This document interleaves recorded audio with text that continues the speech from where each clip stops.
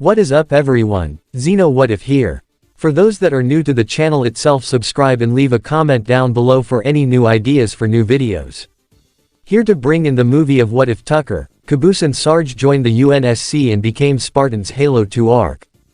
Link down the description of the fanfiction of this, What If.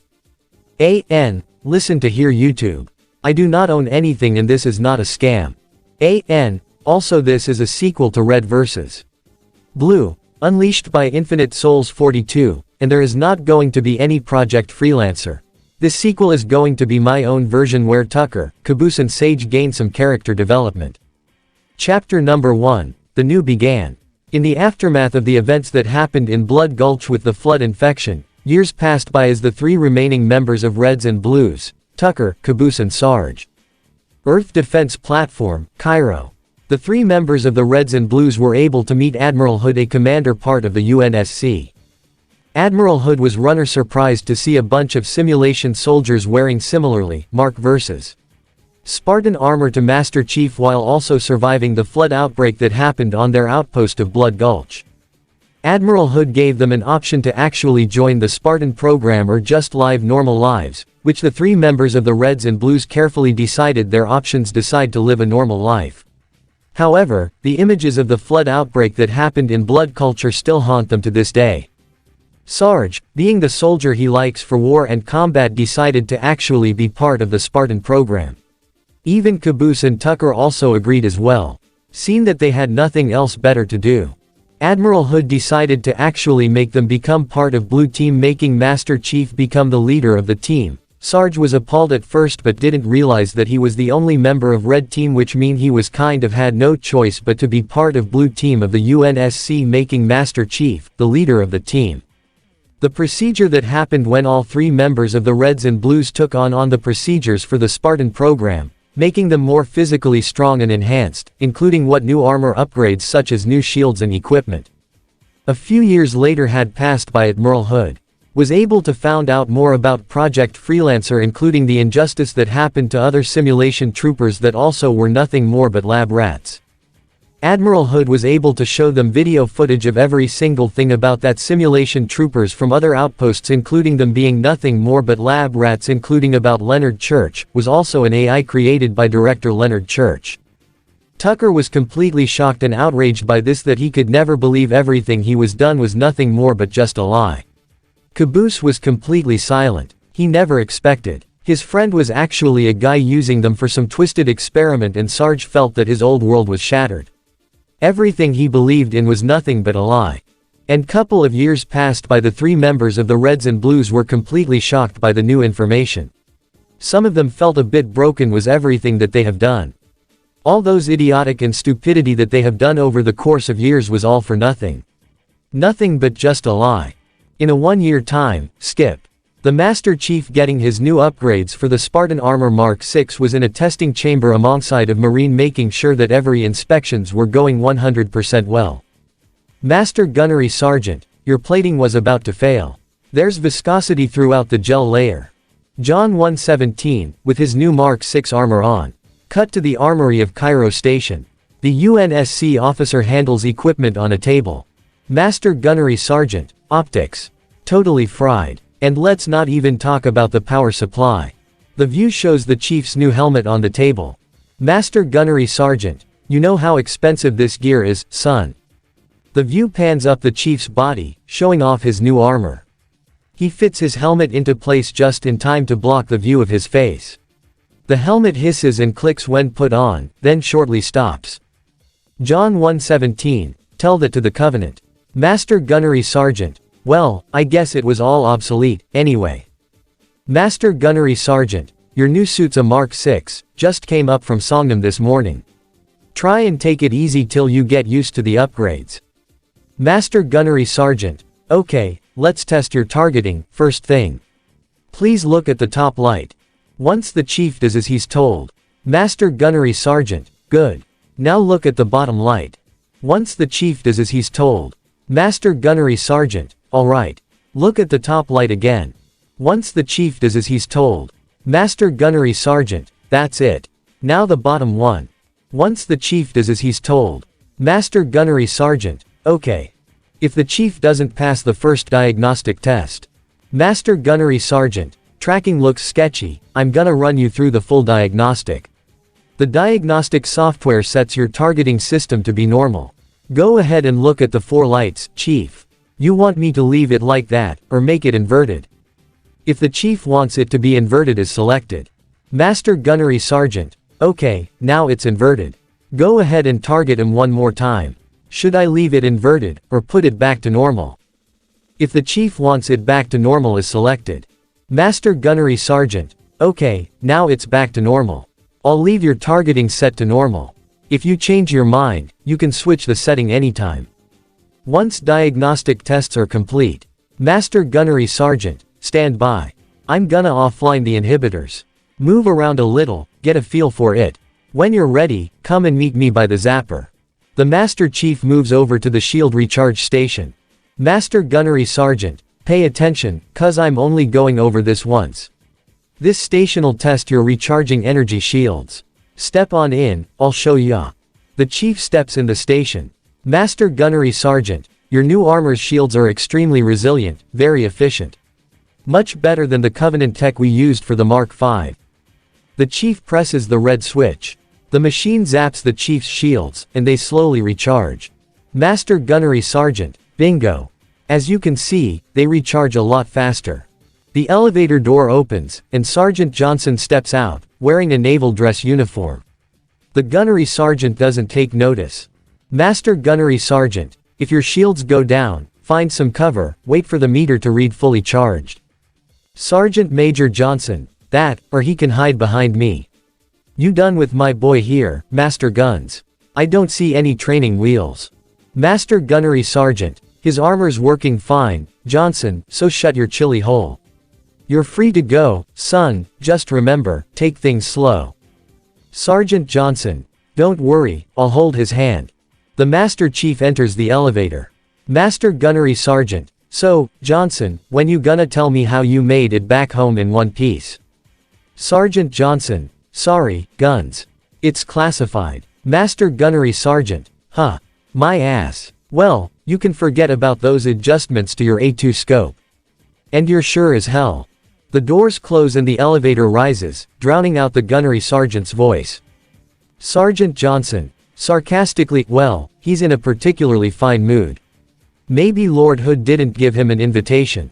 The elevator stops, the doors open and the chief and Johnson get out to board a small tram. It starts to move, with a view of the crew of the Cairo station going about their business and a backdrop of windows displaying the station and the stars. The planet Earth comes into view. As the tram starts moving, Sergeant Johnson comments on the things passing by the windows. Sergeant Johnson, Earth, haven't seen it in years. When I shipped out for basic, the orbital defense grid was all theory and politics. Now look, the Cairo is just one of 300 geosync platforms. That Mac gun can put a round clean through a Covenant capital ship. With coordinated fire from the Athens and the Malta, nothing's getting past this battle cluster in one piece. Several UNSC ships drift past the station. Sergeant Johnson, ships have been arriving all morning. Nobody's saying much, but I think something big's about to happen. The tram stops, and they walk out to join a crowd of cheering Marines. John 117 and Sergeant Maj. Johnson step from the tram into a crowd of cheering Marines, robot cameras hover around. John 117, you told me there wouldn't be any cameras. Sergeant Major Johnson, and you told me you were gonna wear something nice. Folks need heroes, Chief. To give him hope. Raises cap, adjusts his hair, puts cap back on, so smile, would ya? While we still got something to smile about. Johnson and John 117 walk to the end of the room, as the bridge's blast doors open up. 2 UNSC Navy officers stand at attention, salute Chief and Johnson, and step aside to allow them entry to the bridge as the doors open. The view changes to High Charity, where Tartarus and 2 of his Giralhani walk the Sanghaili commander, Thel, Vatami, out onto a ledge on High Charity. Sanghaili honor guardsmen are stationed on either side. Covenant Ungoy, Kigyar and Mgalikgolo have gathered on the walkway. Ungoy, he re-tick. They reach the ledge, in which we see the stadium seats filled with roaring Covenant aliens, and the Giralhani fix the commander's arms onto floating cuffs. Tartarus, gleefully, you've drawn quite a crowd. Thel, Vodamy, bitterly, if they came to hear me beg, they will be disappointed. Tartarus, are you sure? The entire crowd cheers as energy beams hit Vodamy on either side. The view changes back to the Cairo's bridge. Dozens of naval officers cheer as John 117 and Sergeant Johnson approach Lord Hood at the end, alongside the new blue team, TUCKET 180, Sarge 130 and Caboose 011, waiting for their leader. John 117 could tell the expression on their faces behind the helmets that they're wearing are rather solemn and a bit neutral. He could tell that these guys have gone through a lot and he couldn't blame them. John 117 and Johnson salute to Lord Hood. He returns the gesture. Lord Hood, gentlemen, we're lucky to have you back. An officer whispers to Lord Hood's ear. Lord Hood, go ahead, Cortana. Cortana's avatar appears on a nearby holotank. Cortana. Another whisper, sir, near I.O. We have probes en route. Lord Hood, I apologize, but we're going to have to make this quick. Lord Hood turns away. Cortana looks up at John 117 and Johnson. Cortana, you look nice. John 117, simultaneously with Johnson, thanks. Sergeant Johnson, thank you. John 117 and Johnson look at each other. Lord Hood picks up a Colonial Cross medal from a red-clothed case containing 2 other Colonial Cross medals. Lord Hood, Sergeant Major, the Colonial Cross is awarded for acts of singular daring and devotion, for a soldier of the United Earth Space Corps. Hood places the medal on Johnson's uniform. The view changes back to high charity, on Tartarus' face. Tartarus, there can be no greater heresy. Let him be an example for all who would break our covenant. The covenant crowd cheers once more. Tartarus barks an order, and 2 Girolhani grab onto Vodamy's now charred armor and pull. The view once again changes back to Cairo station, as a young woman joins John 117 and Johnson. Lord Hood, Commander Miranda Keyes. Your father's actions were in keeping with the highest traditions of military service. His bravery in the face of impossible odds reflects great credit upon himself and the UNSC. The Navy has lost one of its best. Hood hands her the Colonial Cross medal. Miranda is seen choking back tears as she is given her father's award posthumously. The view changes back to high charity again, where a blackened Sanghali combat helmet falls to the floor, and the naked Vodamy hangs limply from his restraints. A glowing brand rises from the floor behind him, and Tartarus grabs it and strides forward. Thel, Vodamy raises his head. Tartarus gives him a fierce look with a smile, and presses the brand against the Sanghali's chest with malice. The tortured Thel, Vodamy fights the pain while screaming. The view once more changes to Cairo station, where alarms start to sound as general quarters and alert condition red are sounded. Cortana, slipspace ruptures directly off our battle cluster. Lord Hood, show me. Images of Covenant ships appears on the main screen of the bridge.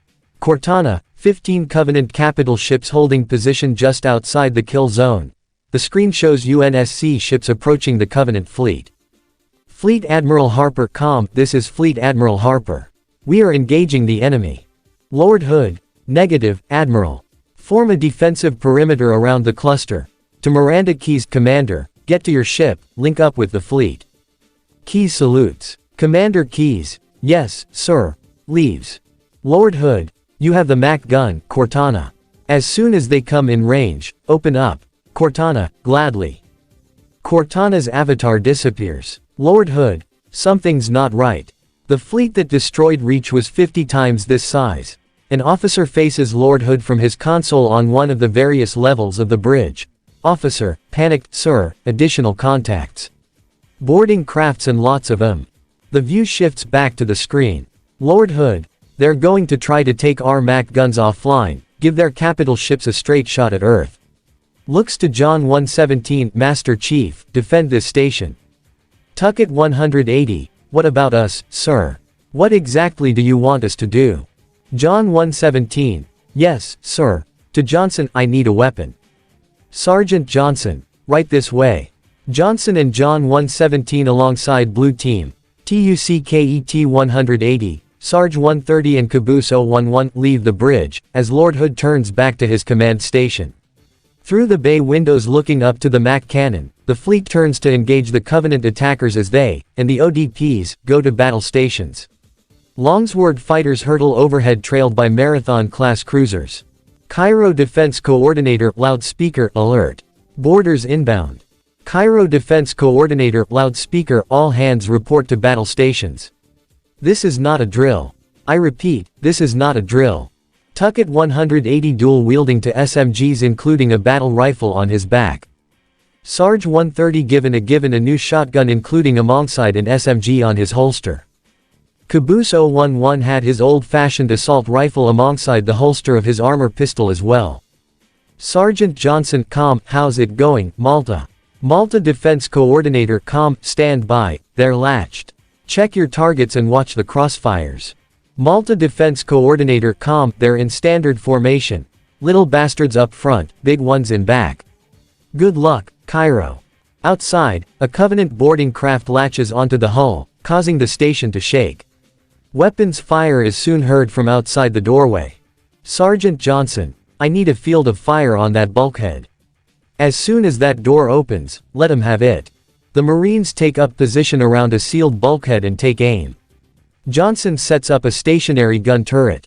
A bright light and crackling noise, like a welding torch, comes from the center of the door, and is soon followed by an explosion, where the door explodes and Covenant intruders appear. Tuckett 180 dual-wheeling 2 SMGs like a badass. It's firing directly at many elites and grunts while also taking cover to reload. Sarge 130 always liked giving a shotgun to the face while also throwing grenades watching every single one of those Covenant's bastards explode. Home field advantage. Lord Hood, comm, find the boarders, point of entry, chief, blue team. Cut them off at the source. Cairo Defense Coordinator, loudspeaker, this is not a drill. I repeat, this is not a drill. Later. Cairo Defense Coordinator, loudspeaker, boarders in Habitat Alpha. Later. Cairo Defense Coordinator, loudspeaker, brace for impact. A loud clang is soon heard as a boarding craft attaches to Cairo Station. Later. Cairo Defense Coordinator, loudspeaker, I need a squad in Habitat Alpha, ASAP. Later. Cairo Defense Coordinator, loudspeaker, we've got boarders in the Port Pelican Bays. Once John 117 and Blue Team, TUCKET 180, Sarge 130 and Caboose 011 finishes killing all Covenant boarders in the first hangar bay, Covenant boarding crafts are seen through the windows rapidly leaving Malta Station. Private First Class Chips Dubbo, hey, check it out. The Malta's already driven off its boarders. Cortana, comm, Malta, what's your status, over. Malta Defense Coordinator, comm, I don't believe it. They're retreating, we won. Tuckett 180, this doesn't seem right. This is a bit easy, too easy. Sarge 130, almost as if they want to be retreat. Caboose 011, I don't get it. The Malta station suddenly detonates in a huge ball of fire, the barrel of the MAC gun breaking loose and tumbling away. Private Dubbo, this is bad, real bad. Tuckett 180, I knew it. Sarge 130, those alien bastards would actually pull off with dirty maneuverable trick like that. Caboose 011, was that an Andy? The hangar bay is soon attacked by a new wave of Covenant from another hangar bay. Cairo Defense Coordinator, loudspeaker, alert. Hostiles have secured the Port Mac bays. Later. Cairo Defense Coordinator, loudspeaker, Security Station 4 is under attack. Once John 117 finishes killing all the intruders in the second hangar bay, Covenant boarding crafts are seen through the windows retreating, only this time, from the Athens station. Private Dubbo, oh. Hey, they're leaving the Athens. The Athens detonates and spins apart, just like the Malta. Lord Hood, comm, Cortana, assessment. Cortana, comm, that explosion came from inside the Athens. Same as the Malta. The Covenant must have brought something with them. A bomb. Lord Hood, comm, then they sure as hell brought one here. Chief, find it. Priority shift. John takes a route under the hangar bay, and encounters another group of Covenant. Cairo Defense Coordinator, loudspeaker, all non-combat personnel to pressure zones. As John returns upstairs to the armory, he finds the Master Gunnery Sergeant fighting a pair of Sanghali, armed with a shotgun. Exactly what he says to them differs depending on what the difficulty level is set to. Master Gunnery Sergeant, get the hell out of my armory, split lip. John 117 and Blue Team, TUCKET 180, Sarge 130 and Caboose 011 assist the Master Gunnery Sergeant in taking down the Sanghali. Tucket 180, no one messes with our armory. Sarge 130, this is our home, not yours. Caboose 011, go back to your own planet, aliens. The Master Gunnery Sergeant gives John 117 a rocket launcher before succumbing to his injuries. Master Gunnery Sergeant, weakly give him hell, Chief. John 117 takes the rocket launcher and continues on, determined to find and stop the Covenant bomb. As they explore the station hunting for the bomb. Later, Cairo Defense Coordinator loudspeaker, hang on, everyone. Another vibration occurs, as another boarding craft is attached. Later, Cairo Defense Coordinator loudspeaker, hostiles have taken Security Station 1. Later, Cairo Defense Coordinator loudspeaker, I need a squad in Habitat Delta. John 117 and Blue Team, TUCKET 180, Sarge 130 and Caboose 011 comes to a hallway where Keys, Johnson, and a couple of officers are engaged in a firefight outside the gangway to the in amber clad. Sergeant Johnson, come on, Chief, this way. Commander Keys, I was almost on board when they showed up. Sergeant Johnson, don't worry, ma'am, we're on it. Once they clear the area. Commander Keys, thanks, Chief. I owe you one. Sergeant Johnson, get going. I'll cover the commander. Cairo Defense Coordinator loudspeaker, fireteams to Terminal 2. Authorized personnel only. John 117 and Blue Team, TUCKET 180, Sarge 130 and Caboose 011 exits the station through an airlock and fights several Sanghali Rangers in the vacuum of space. Cortana, com, sir, boarders have breached the fire control center. They have a bomb. Lord Hood, com, can you defuse it? Cortana, com, yes, but I'll need the Chief's help to make contact with the detonator.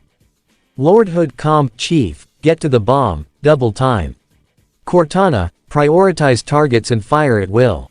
John 117 enters back into the Cairo station, where he is met by Marines near a cargo container, and soon the Yanmei appear. Fleet Admiral Harper, com, First Echelon, you're with me, blanket those cruisers, take 'em out one by one. Second Echelon, keep those carriers busy. Cortana, com, registering all hostile vessels inside the kill zone. 13 cruisers, 2 assault carriers. I'm going loud. Cortana opens fire with the Cairo Mac gun. Later, Cairo Defense Coordinator loudspeaker, all non-combat personnel report to evacuation stations. As John 117 rides the elevator platform down to the airlock. Fleet Admiral Harper, com, the carriers are breaking through, sir. They're heading straight for the Cairo. Lord Hood, com, Cortana. Concentrate your fire on the first carrier. Admiral, do what you can against the second. Fleet Admiral Harper, com, everyone, form up, follow my lead. John 117 and Blue Team, TUCKET 180, Sarge 130 and Caboose 011 watches through the window as the lift descends. A massive Covenant assault carrier accelerates right past the Cairo and towards Earth, making the entire station shake. Cortana, com, the first carrier completely ignored us, sir. Blew right through the Malta's debris field and headed straight for Earth. After crossing the max recoil arm in vacuum, and moving back into the airlock. Return to sender. Cortana, com, just so you know, there are quite a few elites guarding the bomb. You may need to get creative. The station shakes again. Outside the window, Chief can see the second carrier bypassing the Cairo, following the first carrier down to Earth. Once John 117 and Blue Team, TUCKET 180, Sarge 130 and Caboose 011 clears the room of Covenant defenses. Cortana's holographic avatar appears on a pedestal near the bomb. Cortana's holographic avatar appears on a pedestal near the bomb. Cortana, urgently, me. Inside your head. Now. The Master Chief touches the pedestal, and Cortana downloads directly into his armor. He steps over to the bomb, and touches the flashing red activation pad at its center. It blinks and turns blue. The threat is neutralized. John 117, how much time was left? Cortana, you don't want to know. Commander Keys, com, Cairo, this is in amber clad. The view changes to the bridge of in amber clad, where Commander Keys and Sergeant Johnson are present. Keyes is now wearing her service uniform and Johnson is fully geared up in marine armor. Commander Keyes, the carrier's shield is down. I'm in position and ready for immediate assault. The view goes back to Cairo's bridge, showing Lord Hood alone. In the anniversary, there is another officer with him. Lord Hood. Negative, Commander. Not against a ship that size. Not on your own. John 1:17 Sir. The view changes back to the bay, where the chief is waiting with one hand on the bomb. John 1:17. Permission to leave the station. The view returns to Cairo's bridge. Lord Hood. Distractedly, for what purpose, Master Chief? John 1:17 to give the Covenant back their bomb. Hood pauses to think, and then agrees. Lord Hood. Permission granted. Tucket 180, what about 3 o'clock? What exactly will we do? Sarge 130, yeah, while you take care of giving the Covenant back their bomb. John 1:17, there's a Pelican for you 3, go and it'll take you to Amber class where Miranda and Johnson are at. Tucket 180, go ahead and give him hell, Chief. As the Pelican arrives in TUCKET 180, Sarge 130, and Caboose 011 board it, John 1:17 grabs the bomb by 2 of its pointy protrusions and drags it across the floor, causing sparks to erupt as it scrapes across the metal plating. He drags it into an elevator, and ascends. Cortana. I know what you're thinking, and it's crazy. John 1:17, so, stay here. Cortana. Unfortunately for us both. I like crazy. The elevator reaches an empty Longsword launch bay, and the chief steps out, watching through the huge bay door. A Seraph fighter flies by, pursued by 2 longswords, original version only. The UNSC fleet streams down toward Earth, chasing the Covenant ships. The Master Chief then steps up to the door's release handle, which drops down above him. Cortana. Just one question. What if you miss? John 1:17, calmly, I won't. The Master Chief pulls down the handle and the bay doors cycle open, the bay decompressing rapidly. Debris lifts off the floor and hurtles into space, and the bomb slowly begins to slide toward the doors, scratching sparks across the floor. The chief grabs hold of it as it passes, and is pulled out into space. In free fall, the chief descends in the general direction of northern Africa. The is miles below him, too far to reach, passes right below his position, and opens up with an energy projector, narrowly missing him. A rockets below him and takes an round right through its spine, explosions lighting all over its hull. In the anniversary, the cruiser is hit by the same energy projector beam that narrowly misses the chief. The Master Chief plummets past it, watching as its engines fail and try to relight themselves. A pair of Longsword fighters dive past him, and make a strafing run on the carrier. They open fire on the carrier, and make a staccato beat of fire along the back of the carrier, allowing the chief to slip through the narrow hole the blasts have created. The carrier's center is a huge, open chamber, a massive fusion core casting white light across its inner surface. The carrier has taken a lot of abuse. The far side of the chamber is torn open, showing the Earth outside. The Master Chief crawls up the bomb, presses its activation panel, and spins around. His legs flex, and he vaults off the bomb, aiming for the split in the carrier's armor. He plummets from the carrier, straight for Earth, as behind him minor blue explosions flicker up and down the alien warship. A pause, and the entire ship detonates in a huge plasma conflagration. As the chief falls towards Africa, the in amber-clad passes beneath him, matching trajectories. Inside the in amber-clad's bridge, Johnson and Keyes watch a tactical display. A thud resounds throughout the ship, and Johnson and Keyes look up. Johnson looks at Keyes and grins. Johnson, for a brick, he flew pretty good. Commander Keyes, Chief, get inside, gear up. We're taking this fight to the surface. In amber-clad banks hard and dives towards the Earth's atmosphere, and a massive, gray city along the East African coast comes into view. Chapter number 2, Battle of Mombasa. 3 Pelicans rocket away from the in amber-clad, jet engines thundering, and spear out towards New Mombasa. The solemn penance hovers high over the city, its gravity lift engaged.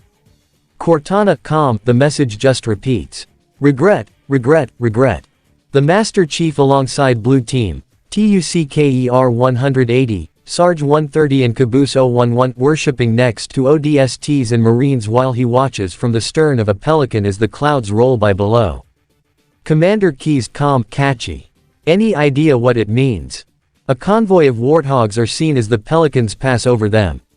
Sergeant Johnson calm, dear humanity, we regret being alien bastards. We regret coming to Earth. Inside the cockpit of the Pelican, Johnson leans against the bulkhead behind the two pilots. Sergeant Johnson, and we most definitely regret that the Corps just blew up our raggedy-ass fleet. Pilots, in unison, oorah.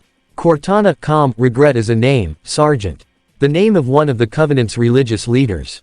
A prophet. He's on that carrier, and he's calling for help. A Marine sniper spotter team lies prone on a rooftop, and the Pelicans fly over their position. Marine calm, immediate. Grid Kilo 23 is hot. Recommend mission abort. Pilot calm, roger. Recon. To Johnson, it's your call, Sarge. The Pelicans troop bay. A Marine loads rounds into his battle rifle and cocks the gun, and a sharpshooter examines a magazine before slotting it into his sniper rifle. A third Marine puts on a helmet, tapping it to make sure it's tight. Blue Team, TUCKET 180, Sarge 130 and Caboose 011 checking your weapons to make sure that they're ready for combat. Master Chief stands silently, gazing at the streets below. Lord Hood calm, Master Chief, get aboard that carrier, and secure the Prophet of Regret. This is the only place on Earth the Covenant decided to land. That prophet is going to tell us why. Pilot, 30 seconds out. Stand by 2, whoa. The pilot goes silent as a huge Protoss pattern Scarab lumbers into view. Its leg spears a truck, destroying it instantly. Its main gun then focuses and fires, destroying the lead Pelican. The two other Pelicans veer off, as a plasma turret on the Scarabs backtrack them. The leftward dropship, with Johnson, the chief in Blue Team, TUCKET 180, Sarge 130 and Caboose 011 on board, catches a burst of plasma on its right flank, flips inverted, hits a building, and slides through a low brick wall, before blacking out the frame. The Master Chief in Blue Team, TUCKER 180, Sarge 130 and Caboose 011 regains consciousness. Cortana, you all right, Chief? Tucker 180, yeah 3 of us are right. Sarge 130, damn now that's one hell of a way to make an entrance. Tucker 180, as it not actually getting blasted away by that monstrosity on 4 legs you old bastard. Sergeant Johnson, shake it off, Marines. Clear the crash site. Go, go, go. A single Ongoy miner walks up the alley towards the crashed Pelican. Upon seeing the UNSC force it tries to flee but is quickly killed. The chief and the rest of the team arrive at a bombed-out building occupied by the Covenant. An enemy phantom flies overhead. Marine, secure this area. Dig in fellas. For now, this is home. Marine, hoorah. Covenant Sanghali, Kigyar and Ongoy appear in the area, and upon sighting the team they open fire. Sergeant Johnson, if they didn't know we're here before, they do now.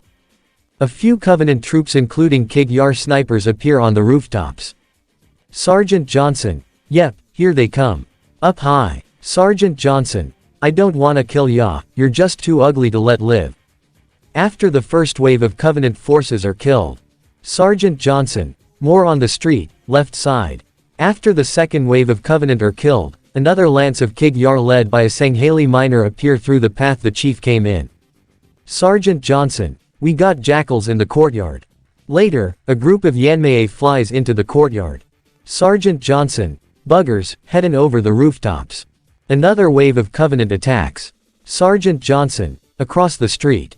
Down low. Later, the sound of a Phantom's engines drifts over the rooftop. Sergeant Johnson calm, eyes up. Phantom's back. The Phantom drops off another wave of Covenant which includes a Sanghali Zealot on legendary difficulty. After the UNSC forces deal with them, a Pelican arrives, hovering over the courtyard. Pilot calm, my girl's a little big for that courtyard, Sergeant. I see a good LZ on the other side of these buildings. Meet you there, over. Sergeant Johnson, copy that. Someone get a satchel on the gate. Before anyone can reach for a satchel, the gates begin to shake, raising dust. A few seconds later, they break, and a pair of Mgalakgolo arrive. Cortana, hunters. Sergeant Johnson calm, stand back, Marines. Let the chief show you how it's done. Once the Mgalakgolo are eliminated, Sergeant Johnson, nice work, Chief. Let's move out. The Master Chief in Blue Team, TUCKET 180, Sarge 130, and Caboose 011 make their way through the streets of New Mombasa. Marine, the only thing worse than jackals. Jackals with sniper rifles. When the team reaches the far courtyard, the Pelican drops off Marines. Commander Keys, calm, Sergeant, I need you on that bird. Sergeant Johnson, calm, ma'am. Commander Keys, calm, my Pelicans are going to start airlifting armor and reinforcements into the city. They'll need an escort that isn't afraid of a little hostile ground fire. Sergeant Johnson, calm, understood. I'll keep an eye on him. Chief, good luck. Sergeant Johnson climbs aboard the Pelican and dusts off. Once the Chief and the Marines reach the second squad's position. GSGT Stacker, Chief. Glad you could make it. Crash sites on the other side of this hotel, Chief. Covenant are crawling all over it. Follow me. As the Sergeant and the Chief moves into the darkened hotel. Sergeant Stacker, stay out of sight. Grunts and elites come through the dark corridors. Stacker and some Marines fire on them. Emerging from the hotel, they spot a phantom dropping off several grunts. A couple of Marines pull up in a warthog, honking the horn for the Chief. Marine, special delivery from Commander Keys, Chief. Cortana, calm, the highest concentration of Covenant troops is directly below the carrier. I don't think they want you to get on board. Cortana, calm, that bridge is the most direct route to the city center. The Chief in Blue Team, TUCKET 180, Sarge 130, and Caboose 011 look at each other.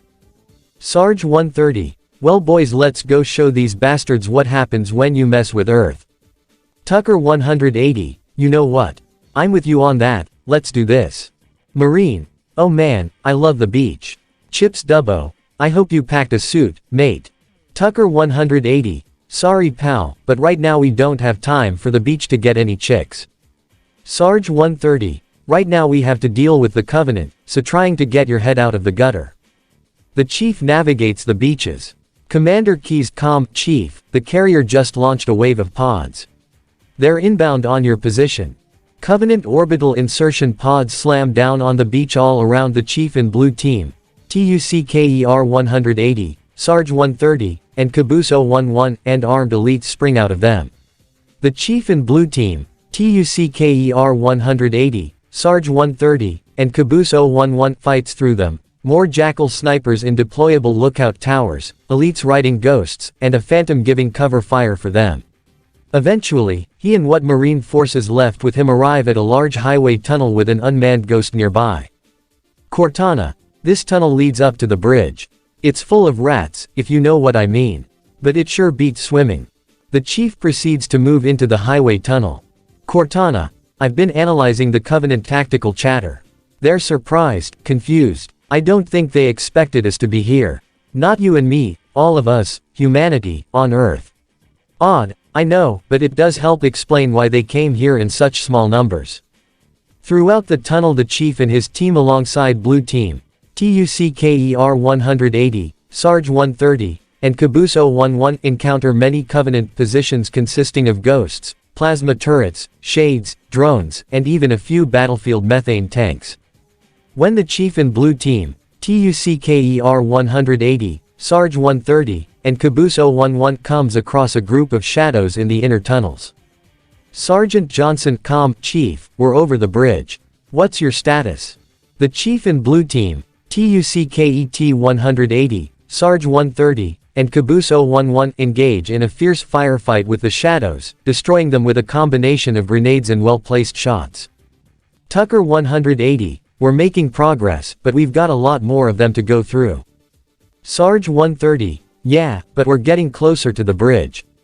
The Chief comes across a group of shadows in the inner tunnels. Cortana, the Covenant must be trying to regroup. Don't let them. The Chief in Blue Team, TUCKER 180, Sarge 130, and Caboose 011 destroys the shadows and speeds through another Covenant defensive position whilst evading enemy fire and the rampaging Scarab outside the tunnel firing on the inside with assistance from phantoms, and finally approaches the exit of the tunnel. Chapter number 3, Stop that Scarab. The bridge groaned under the weight of war. Twisted metal and shattered concrete littered the approach. A Marine sat slumped against an overturned bus, breathing in short, ragged gasps.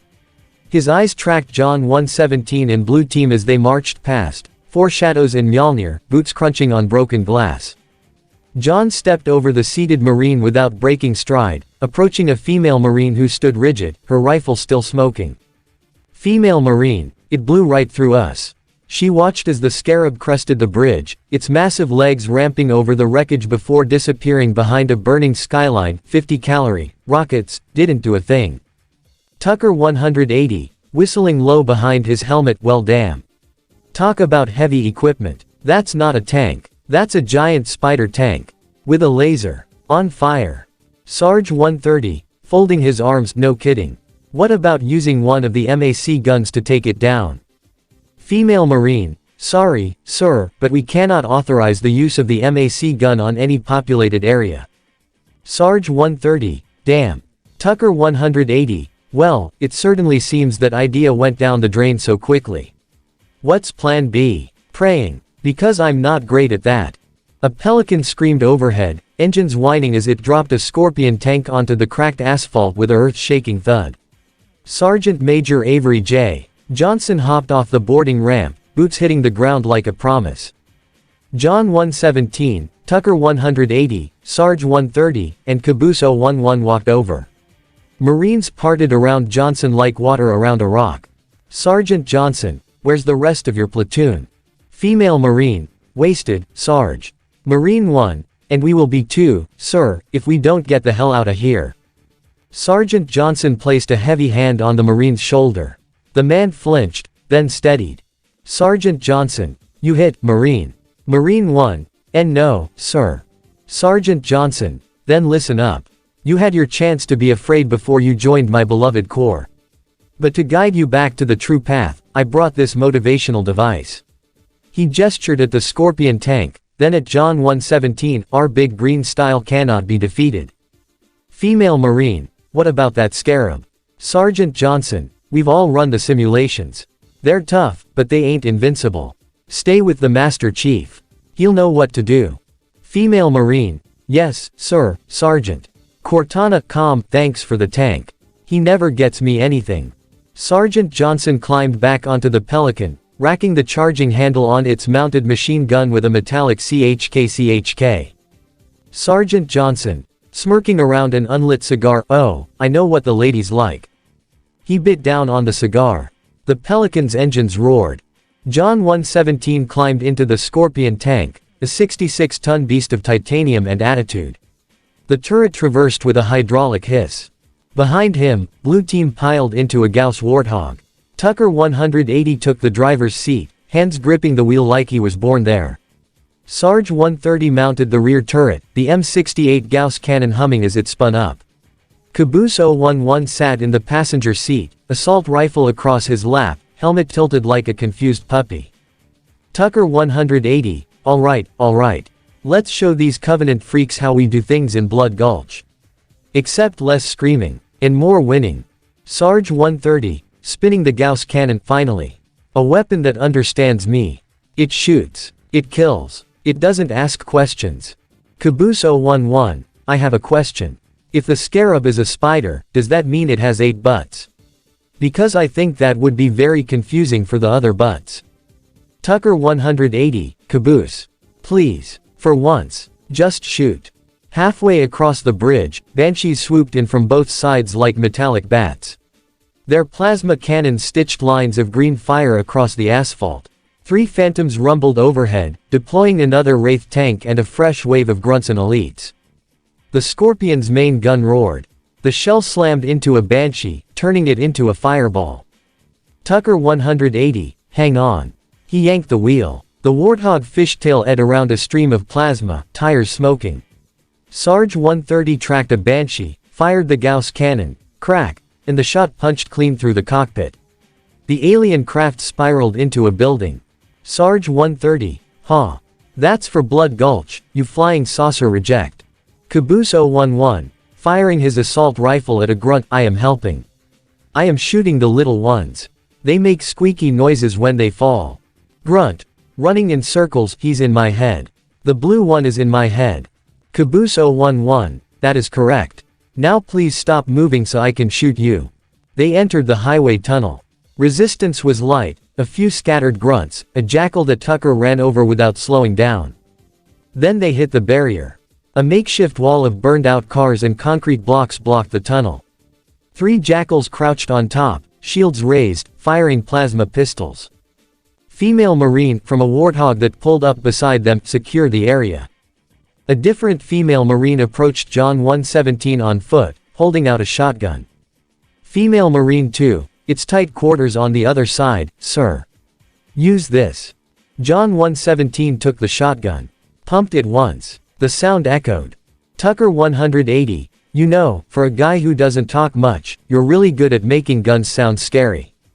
Beyond the barrier, the tunnel became a slaughterhouse.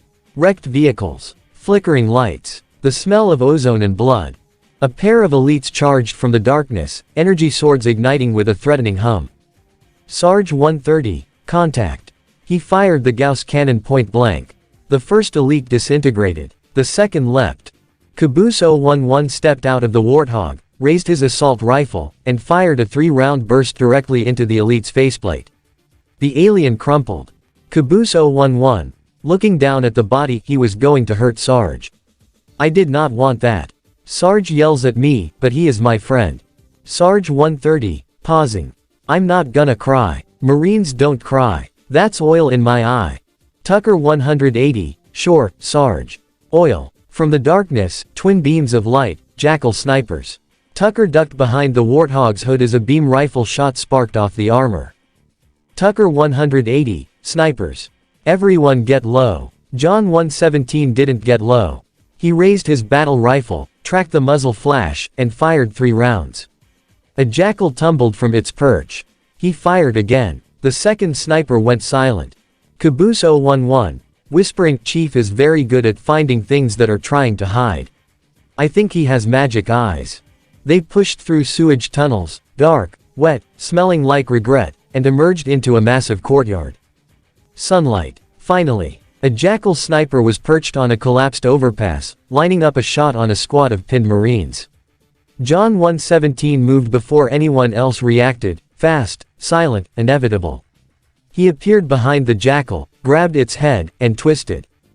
The beam rifle clattered to the ground. Tucker 180, jogging up, dude. That was, actually kind of cool. In a creepy, I'm glad you're on our side, way. In the distance, the Scarab loomed, a mountain of dark metal and blue plasma. It turned, legs pistoning, and stomped out of view behind a row of skyscrapers. A Gauss warthog screeched to a halt beside them. Gunnery Sergeant Stacker leaned out. Gunnery Sergeant Stacker, could use you on the gun, Chief. John 117 climbed onto the turret. Blue team piled into the back. The next courtyard was a kill box. 2 Wraith tanks. Half a dozen ghosts. Jackal snipers on every rooftop. A veteran elite in white armor stood in the center, roaring a challenge. Tucker 180, oh, you have got to be kidding me. Sarge 130, manning the warthog's turret again, kidding. This is Christmas. The Gauss cannon sang. Each shot punched through a ghost like paper. John 117's Scorpion, somehow still alive, lobbed a shell into a Wraith's exposed rear armor. The tank detonated in a mushroom of purple flame. The veteran elite charged. Energy sword raised. Caboose 011 stepped in front of it. Caboose 011, number. He fired his assault rifle into the elite's face. Reloaded. Fired again. The elite stumbled, roared, swung. John 117 caught the sword arm. Snapped it. Took the energy sword. Gave it back. Blade first. Tucker 180, watching the elite fall, okay. Okay. That was the most metal thing I've ever seen. And I once saw Sarge eat a live grenade. Sarge 130, defensively, it was pinched. The pin was still in. They drove through a waterfall, actually through a waterfall, because this city was apparently designed by insane people, and emerged into the burning streets of New Mombasa. A Marine outpost was under siege. 3 Wraiths bombarded the building. Marines on a warthog returned fire, valiant and outgunned. Cortana, there are Marines trapped inside that building, Chief. Concentrate on the Wraiths. They're the biggest threat. There's a Marine command post in that building. We'll need to help them deal with that Scarab. John 117's Scorpion fired. One Wraith down. Tucker circled behind another, Sarge's Gauss cannon tearing through its rear armor. Caboose threw a grenade, it bounced off a wall, rolled under the third Wraith, and detonated. The tank lifted off the ground. Then settled. Then exploded. Caboose 011. Watching the fireball, I meant to do that. Tucker 180. You literally never mean to do anything. Caboose 011. That is also correct. A Pelican dropped a fresh squad of Marines. Another delivered a Scorpion tank, because the universe had a sense of humor. They walked into the base. A Marine corporal met them at the entrance, face pale, uniform torn. Corporal Perez. Sir. Corporal Perez, A Company. CP's this way. The lieutenant got hit as soon as we dropped in. Cortana, calm, who's in charge now, Corporal? Corporal Perez. Sergeant Banks, ma'am. He's pinned down up top. Come on, I'll show you. They climbed. Stairs after stairs after stairs. Marines saluted as John passed. Tucker nodded at each one like he was running for office. Sarge ignored them entirely. Caboose waved. Caboose 011. Hello, fellow soldiers. We are here to save you. Please do not be scared of my face. Or my voice. Or the way I stand. Marine, whispering, is that Spartan, okay. Tucker 180, also whispering, number. But he's really good at killing things. So just, go with it. The balcony overlooked the courtyard they'd just fought through. A massive plasma beam lanced across the sky, the Scarab's main cannon. The beast itself lumbered into view. Legs like skyscrapers. Hull like a mountain. Its single eye glowed malevolent blue. Sergeant Banks, when I asked for reinforcements, I didn't think they'd send a Spartan. We got trouble. The Scorpion tank below fired twice. The shells impacted the Scarab's hull, and bounced off. The Scarab turned. Its beam swept down. The tank evaporated. Marine 2, voice cracking, see this look. It's terror. Sergeant Banks, Marine, did I give you permission to bitch?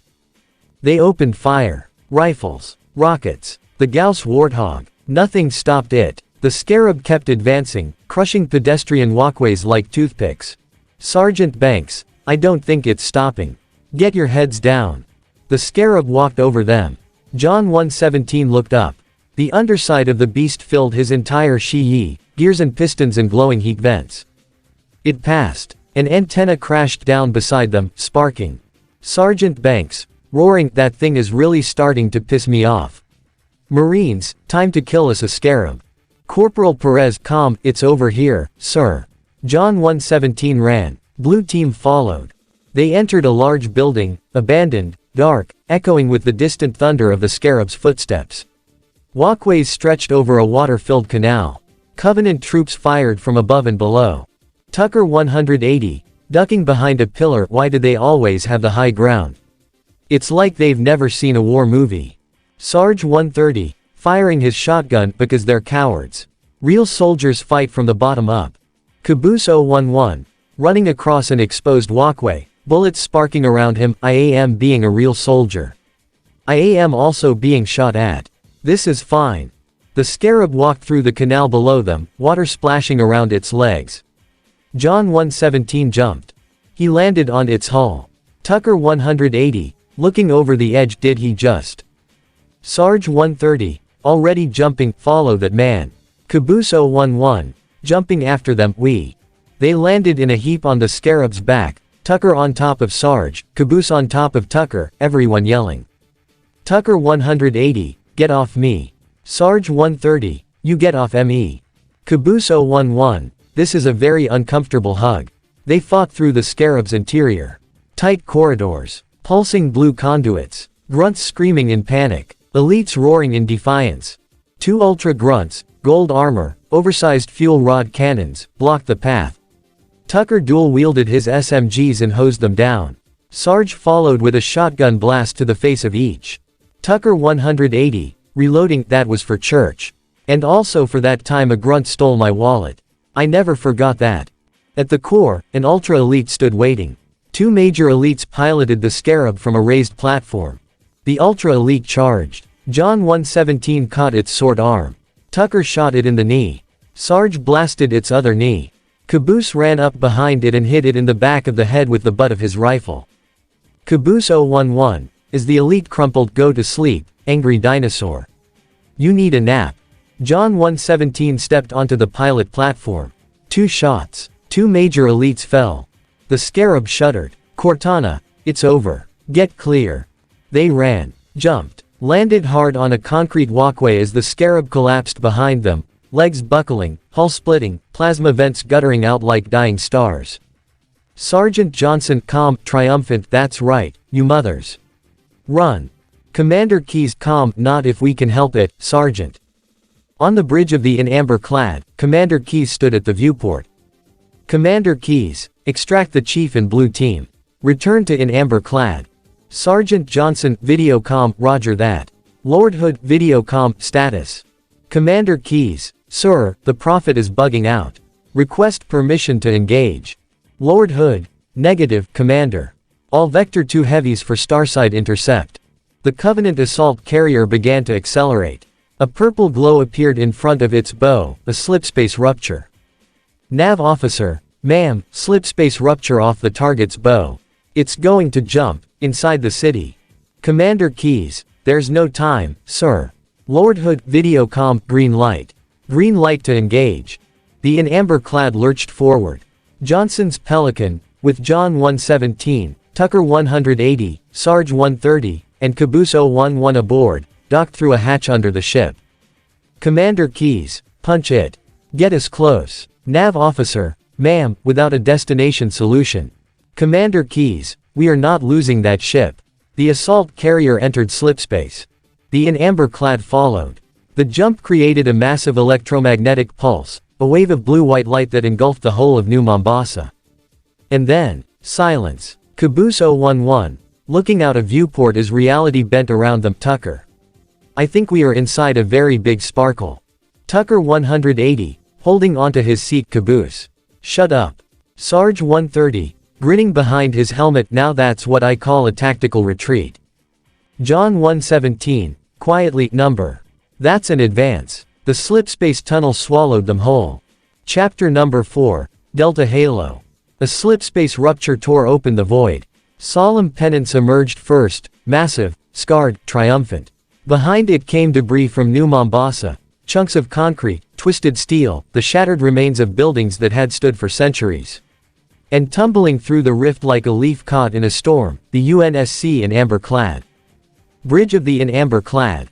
Commander Miranda Keyes lurched forward, catching herself on the central holotable. Commander Keyes, grunting, report. Remy, both engine cores have spun to 0. We're drifting. Pascal, Archer pods are cold. I'll need to rekey the system. Commander Keyes, do it. And find out where we are. The view panned to a room lined with M8823 drop pods. Sergeant Johnson sat inside one, a smashed cigar clamped between his teeth, smoke curling around his weathered face. Commander Keyes, calm, sorry for the quick jump, Sergeant. You in one piece. Sergeant Johnson, I'm good. Chief, cut to John 117 in another pod. Beside him, 3 more pods held blue team, TUCKER 180, Sarge 130, and Caboose 011. Their helmet comms crackled. Cortana, comm, we're fine. Remy, ma'am, there's an object. Coming into view now. The view shifted to the forward camera. A ring, curving up and away into infinity. Silver and ancient and impossibly vast. Commander Keyes, staring in amazement. Cortana, what exactly am I looking at? Cortana, that is another halo. Sergeant Johnson, choking, say what? Commander Keyes, so this is what my father found. She gazed at the ring. I thought Halo was some sort of superweapon. Cortana, calm, it is. If activated, this ring will cause destruction on a galactic scale. In his pod, John 117 stared at the ring on his viewscreen. Silent, calculating. In the pod next to him, Tucker 180 was not silent. Tucker 180, another Halo. Another one. How many of these things are there? Is this like a fast food chain? Halo, now with more galactic extinction. Sarge 130, from his pod, quit whining, Tucker. This just means we get to kill twice as many Covenant. Caboose 011, Thoughtfully, if this ring is also a weapon, does that mean the first ring was a prototype? Like when you bake a cake and the first one is a little burnt, so you try again. Tucker 180, Caboose, I swear to God. Commander Keys, calm, I want all the information you've got on the first Halo. Schematics, topography, whatever. I don't care if I have the clearance or not. Cortana, calm, yes, ma'am. Commander Keys, where's our target? Pascal, the enemy ship has stopped above the ring, ma'am. We're going to pass right over it. Commander Keys, perfect. Given what we know about this ring, it's even more important that we capture the Prophet of Regret. Find out why he came to Earth. Why he came here. She switched to ship-wide comm, Chief, take first platoon. Hard drop, secure a landing zone. Sergeant, load up 2 flights of Pelicans and follow them in. Sergeant Johnson, aye, ma'am. Johnson climbed out of his pod. As he walked past John 117's pod, he knocked twice on the hatch. A moment later, John 117 pounded back in acknowledgement. Master Chief Petty Officer John 117, understood. Pascal, over the target in 5. Cortana, hang on to your helmet. The pods dropped. Hell jump. They screamed through atmosphere, metal coffins wrapped in fire. Tucker 180's pod rattled like a tin can full of loose change. He gripped his SMGs and tried not to think about the fact that he was falling toward an alien ring at terminal velocity. Tucker 180, over team comms, this is fine. This is totally fine. I've done this before. Well, not this exactly, but I've fallen from things. Stairs. A roof that one time. A cliff. Okay, I've never fallen from orbit. Sarge 130, calmly, stop yappin' and check your seals. Caboose 011, cheerfully, I can see the ground. It is getting very close very quickly. That is called velocity, I think. Church told me about it once before he. Cortana, over General Comm, mind the bump. Tucker 180, what bump? What bump? The parachutes deployed. Tucker 180, oh. Okay, that's better. Installation 05. On the ring's surface, an Ungoy and a Kig-Yar looked up. The sky was bleeding fire, drop pods streaking down like meteors. The Kig-Yar snarled. His energy shield snapped on with an audible hiss. The Ungoy scrambled onto a shade turret and opened fire. BRRRRRRRRRT. Plasma bolts lanced toward the descending pods. The pods hit the ground with earth-shaking crashes. One after another. John 117's pod cracked open first. He stepped out, SMG raised, scanning. Cortana, could we possibly make any more noise? John 117 reached back into his pod and pulled out a rocket launcher. Cortana, I guess so. Blue team's pods opened in sequence. Tucker 180 burst out firing, dual SMGs spitting lead at a shade turret. Sarge 130 followed, shotgun pumping, already yelling. Caboose 011 emerged last, tripped over his own feet, and landed face down in the alien dirt. Caboose 011, muffled, I am okay. The ground is soft here. Private First Class Chips Dubbo, pointing, sir, we gotta neutralize those turrets. The team moved. John 117 fired a rocket, the shade turret vanished in a ball of fire and screaming grunt. Tucker 180 strafed left, hosing down a Kig-Yar. Sarge 130 blew another turret apart with a well-placed grenade. Sarge 130, that's for making me fall from space. Tucker 180, Sarge, it was a drop pod. That's literally the intended method of. Sarge 130, shut up, Tucker. Gunnery Sergeant Stacker, clear this landing zone. The Pelicans are right behind us.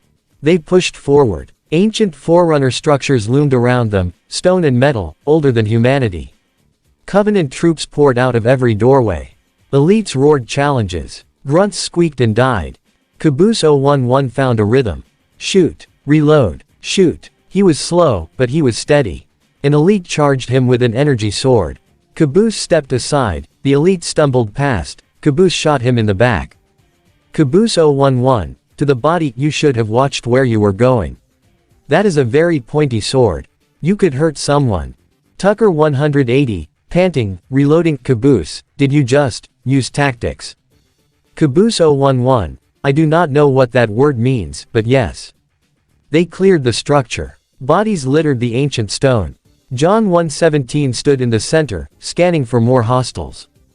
Cortana, calm, artillery disabled, Sergeant. Landing zone secure, for the moment. Sergeant Johnson, calm, I hear ya. Starting our approach, hang tight. Cortana. Easier said than done. Inbound phantoms, Chief. A phantom screamed overhead. Covenant troops dropped. Grunts, jackals, an elite in golden armor. John 117 didn't move. He raised his battle rifle. 4 shots. The elite dropped. Tucker 180 and Sarge 130 worked the edges, Tucker flanking, Sarge holding the line. Caboose stood in the middle, firing his assault rifle in short, controlled bursts, occasionally yelling, I am helping, at no one in particular. Cortana. Another phantom, on approach. It came. It died. Its troops joined the others on the ground. Cortana.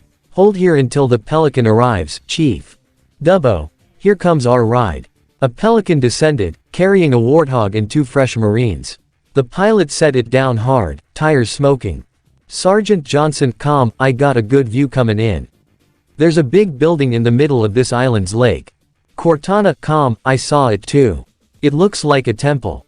If I were a megalomaniac, and I'm not, that's where I'd be. The warthog run. Tucker 180 took the driver's seat. Again. Sarge 130 mounted the turret. Again. Caboose 011 sat in the passenger seat, holding his assault rifle like a security blanket.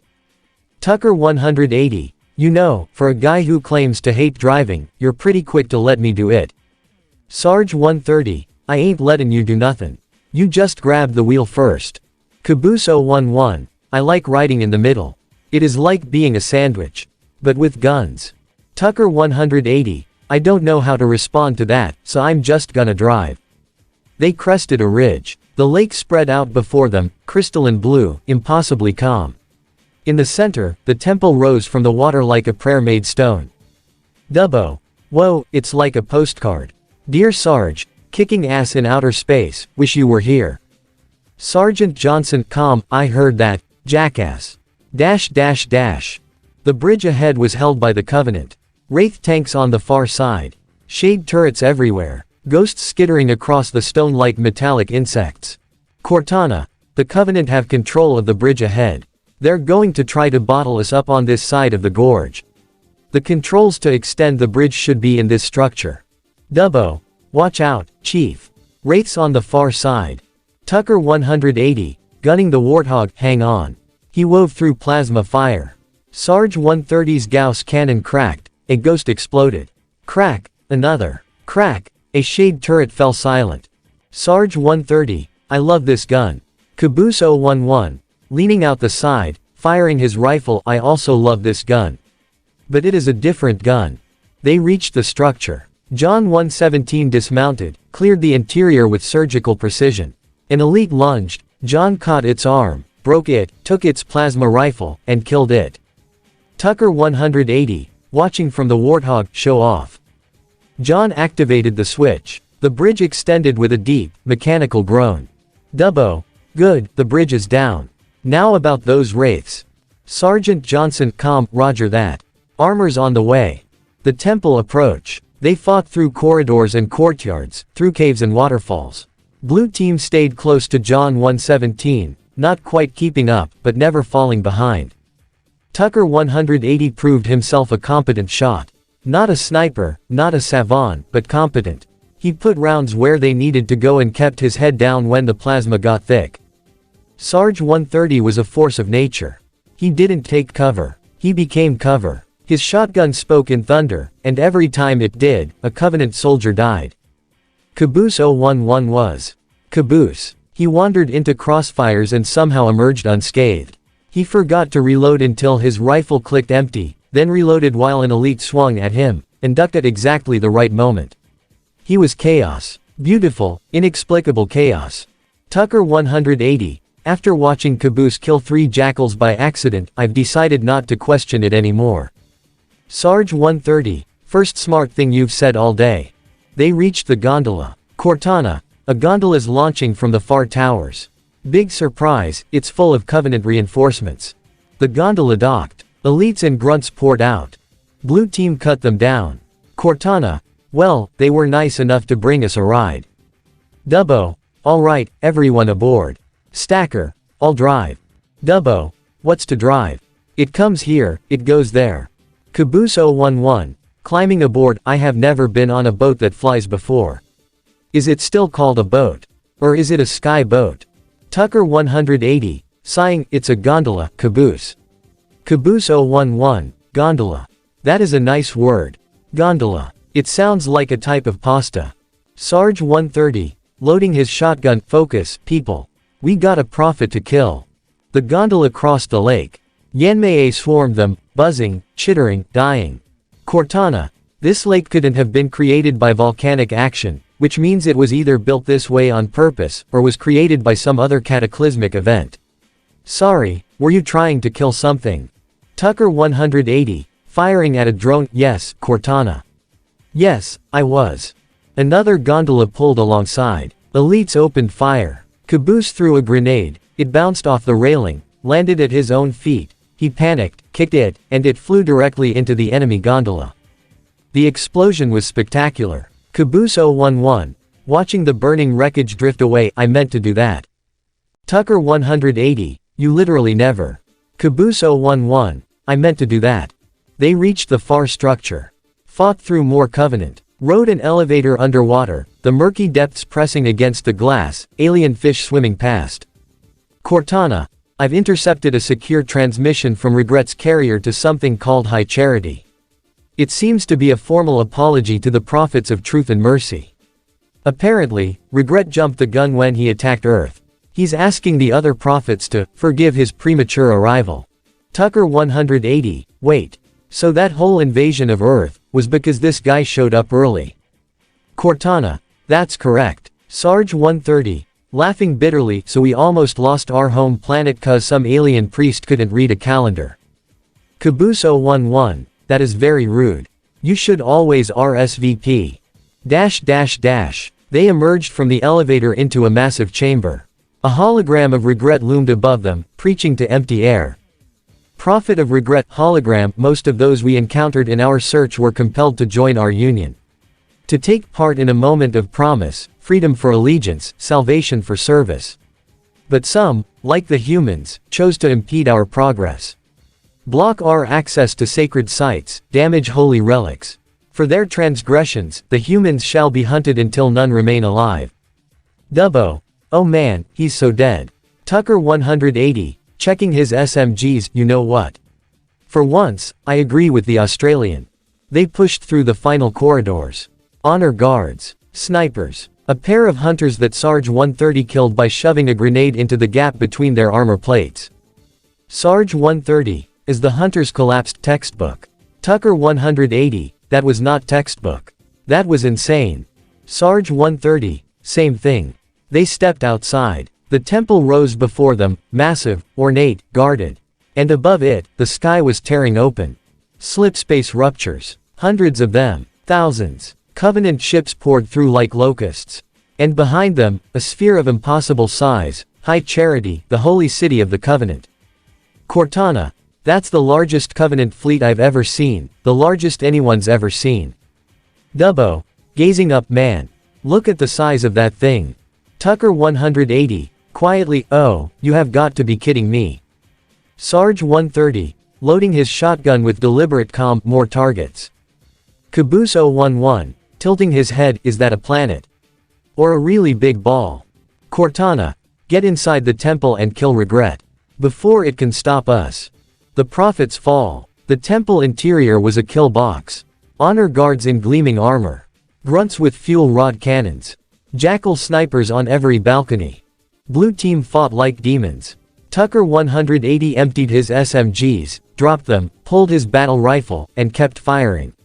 Sarge 130's shotgun grew hot enough to glow. Caboose 011 ran out of ammo, picked up a dead elite's plasma rifle, and used it until it overheated, then threw it at a grunt's head. The grunt died. Caboose 011. To the body. I am very resourceful. They burst into the main chamber. Regret sat on his gravity throne at the far end, a floating chair of gold and purple, surrounded by honor guards. The prophet raised a thin, wrinkled hand. Prophet of regret. Your very existence offends me, demon. Tucker 180, yeah. Well, your face offends me. Sarge 130, firing, shut up and die.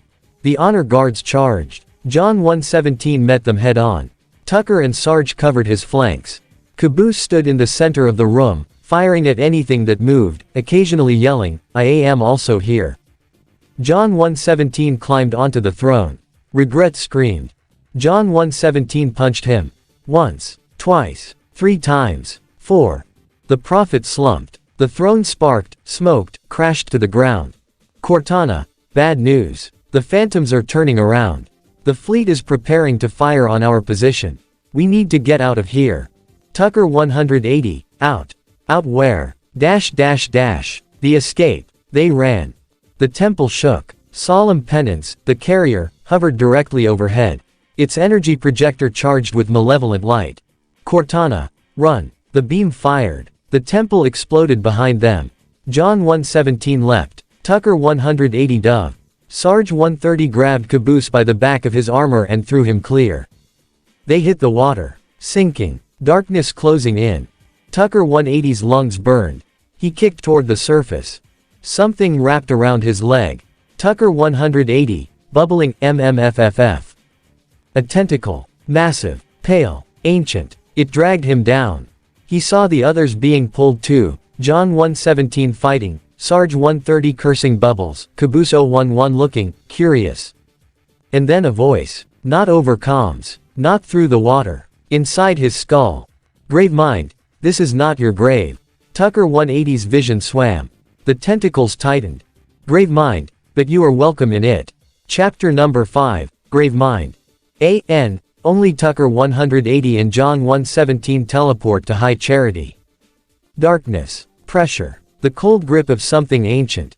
John 117's systems flickered back online one by one. HUD. Biosigns. Motion tracker cluttered with static. He opened his eyes. A red circle of lights pulsed on the ceiling of an underground chamber. He was suspended, held aloft by a thick, fleshy tentacle wrapped around his torso. The air smelled of decay and ozone. Cortana, whispering, what is that? John 117 turned his head slowly, carefully. The creature before him defied description. A mass of twisted flesh, mandibles, and glowing eyes. It breathed a deep, huffing sound like a dying engine, and flood spores drifted from its maw like snow. Grave mind. Deep, resonant, ancient, I am a monument to all your sins. Another tentacle emerged from the darkness, thrashing. At its end, struggling, cursing, was a Sanghali in silver armor. Thel, Vodami, the Arbiter. John 117, relax. I'd rather not piss this thing off. Thel, Vodami, snarling, surprised demon. Grave mind. This one is machine and nerve, and has its mind concluded. A tentacle wrapped around John 117's helmet, almost gently. This one is but flesh and faith, and is the more deluded. The grave mind shook the Arbiter, turning him upside down. Vodami growled in fury. Thel, Vodami, kill me or release me, parasite. But do not waste my time with talk. Grave mind, there is much talk. And I have listened. Through rock, and metal, and time. Now I shall talk, and you shall listen. The grave mind raised 2 more tentacles. One held a red monitor 2401 penitent tangent. The other was merged with a horrifying sight. The infected, half-transformed body of the prophet of regret. 2401 penitent tangent, cheerfully, greetings. I am 2401 penitent tangent. I am the monitor of installation 05. Prophet of regret, straining through pain, and I am the prophet of regret. Counselor most high, hierarch of the covenant. 2401 penitent tangent, noticing John 117, a reclaimer. Here, at last. We have much to do.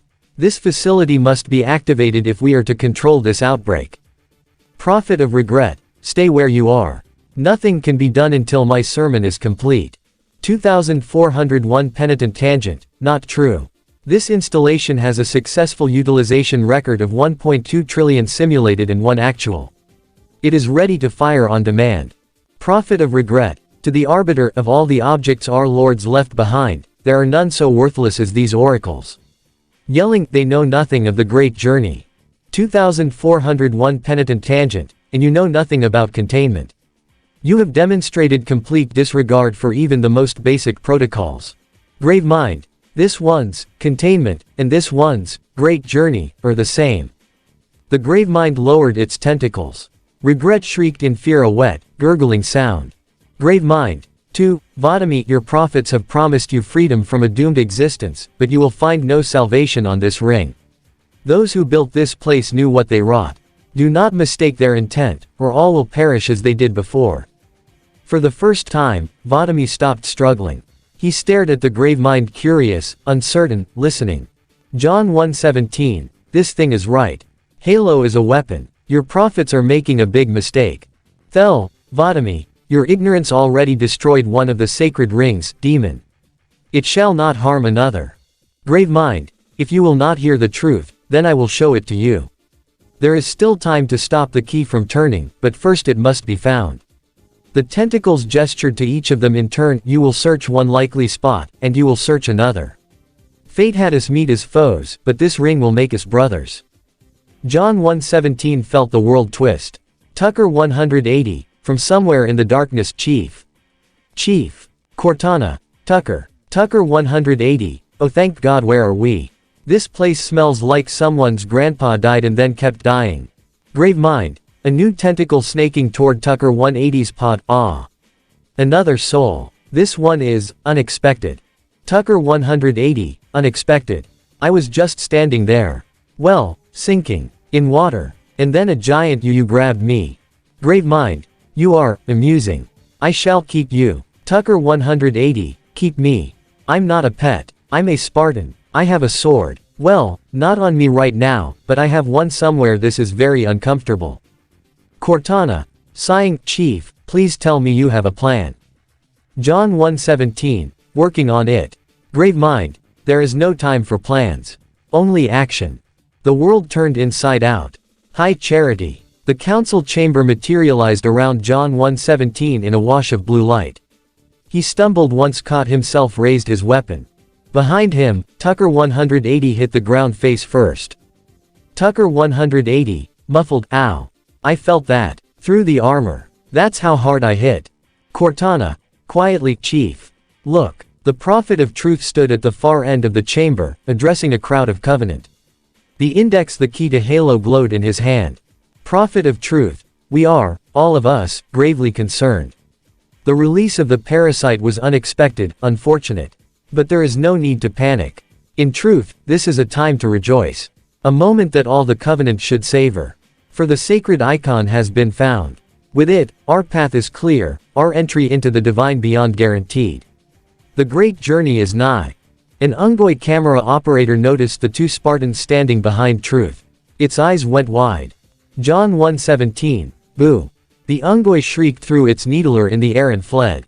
John 1:17 caught the weapon. Prophet of truth, turning, panicking, kill the demon. Two Jirulhanai honor guardsmen raised their pikes to shield the prophets. Truth and mercy fled through a gravity lift. The brutes charged.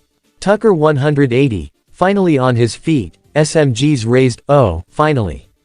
Something I can shoot. Fight in the council chamber. The brutes were massive, hulking, fur-covered, angry. They didn't have energy shields, but they had mass. One swung a gravity hammer. John 1:17 sidestepped the weapon, cratered the floor where he'd been standing. Tucker 180 opened fire. SMG rounds peppered a brute's face. It roared, charged Tucker dove between its legs, spun around, and emptied his second magazine into its back.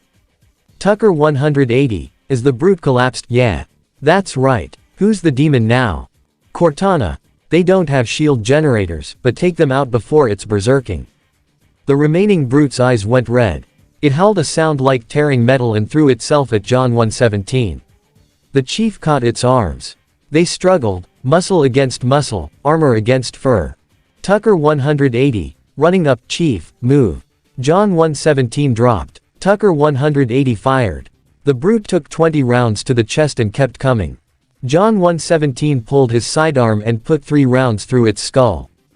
Cortana, dryly, efficient. Tucker 180, panting, I helped. Cortana, you did. I'm surprised. Tucker 180, hey. Brute, loudspeaker, the demon has infiltrated the council chamber. Protect the hierarchs. Seal the exits. Cortana. Oh, I don't think so. She unlocked the side doors. Waves of brutes and grunts poured in. Tucker 180. Reloading. Cortana, when you said, unlock the doors, I thought you meant for us, not for them. Cortana. Improvise. The fight was brutal. John 117 moved like a machine, precise, economical, deadly. Tucker 180 fought like a survivor, dirty, clever, always looking for an angle. He kicked a grunt into another grunt. Shot a brute in the knee, then the face. Used a dead brute's body as cover while he reloaded.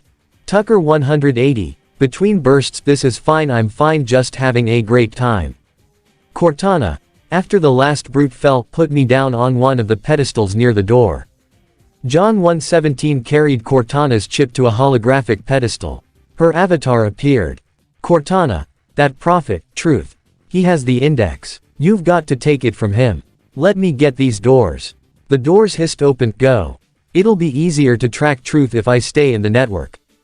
Tucker 180. Wait, we're leaving her here. Cortana. Don't worry. You can pick me up later. Tucker 180. Muttering, this is how horror movies start. Don't worry, I'll stay in the creepy alien computer network. The hunt for Truth. They fought through corridors and stairwells, through chambers filled with warring Covenant factions.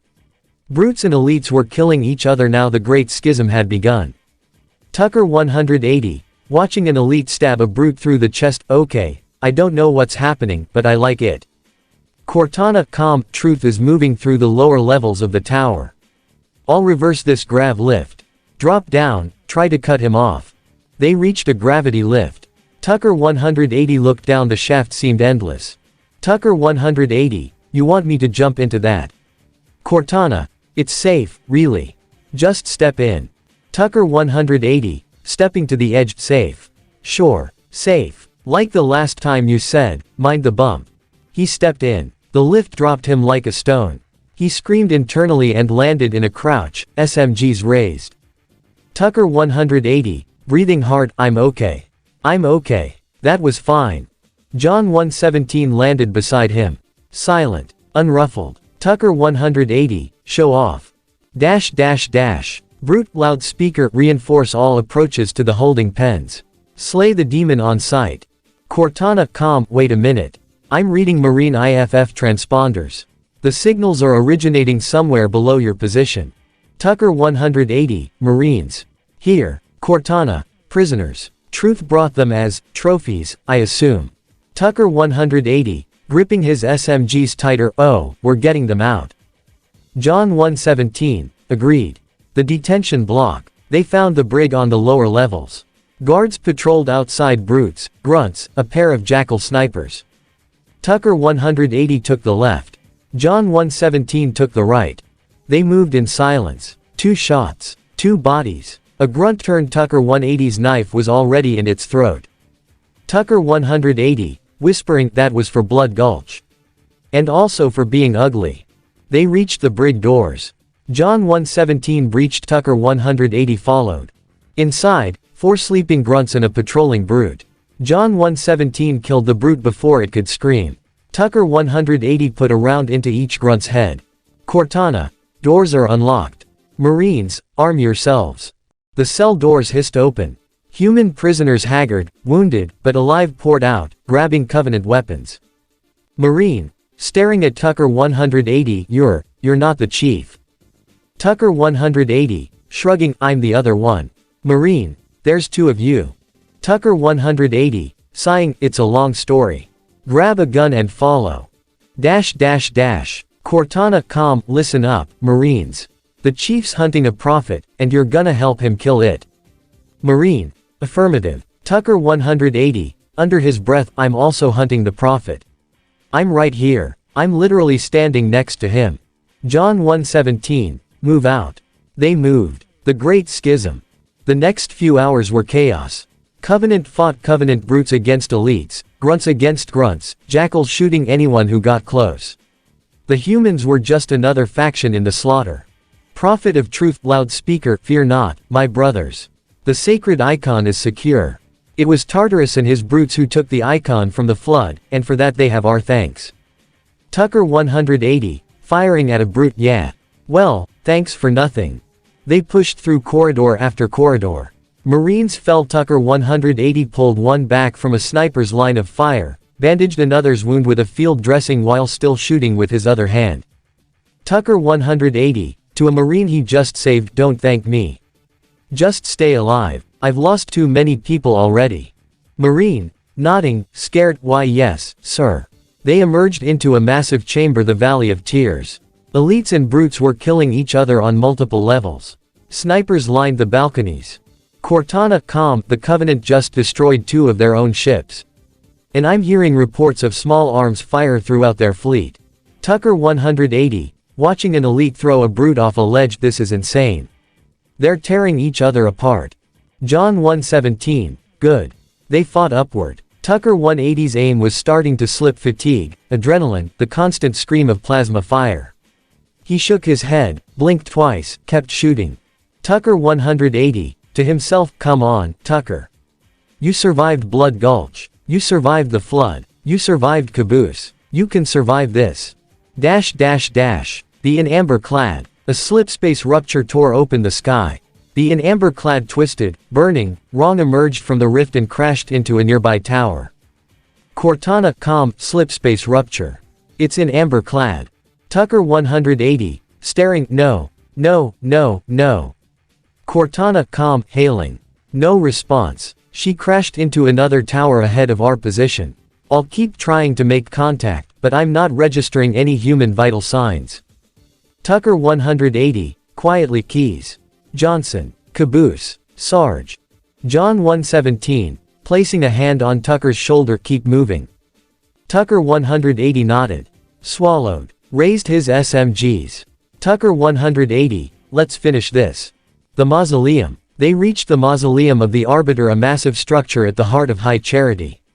Inside, a 3-way battle raged. Brutes, elites, and the flood. Cortana, calm, if we're going to catch truth, we'll need to take a shortcut straight through the mausoleum. Look on the bright side, for now, they seem much more interested in killing each other. Tucker 180, watching a flood infection form latch onto a brute's face, that's not a bright side. That's a different dark side.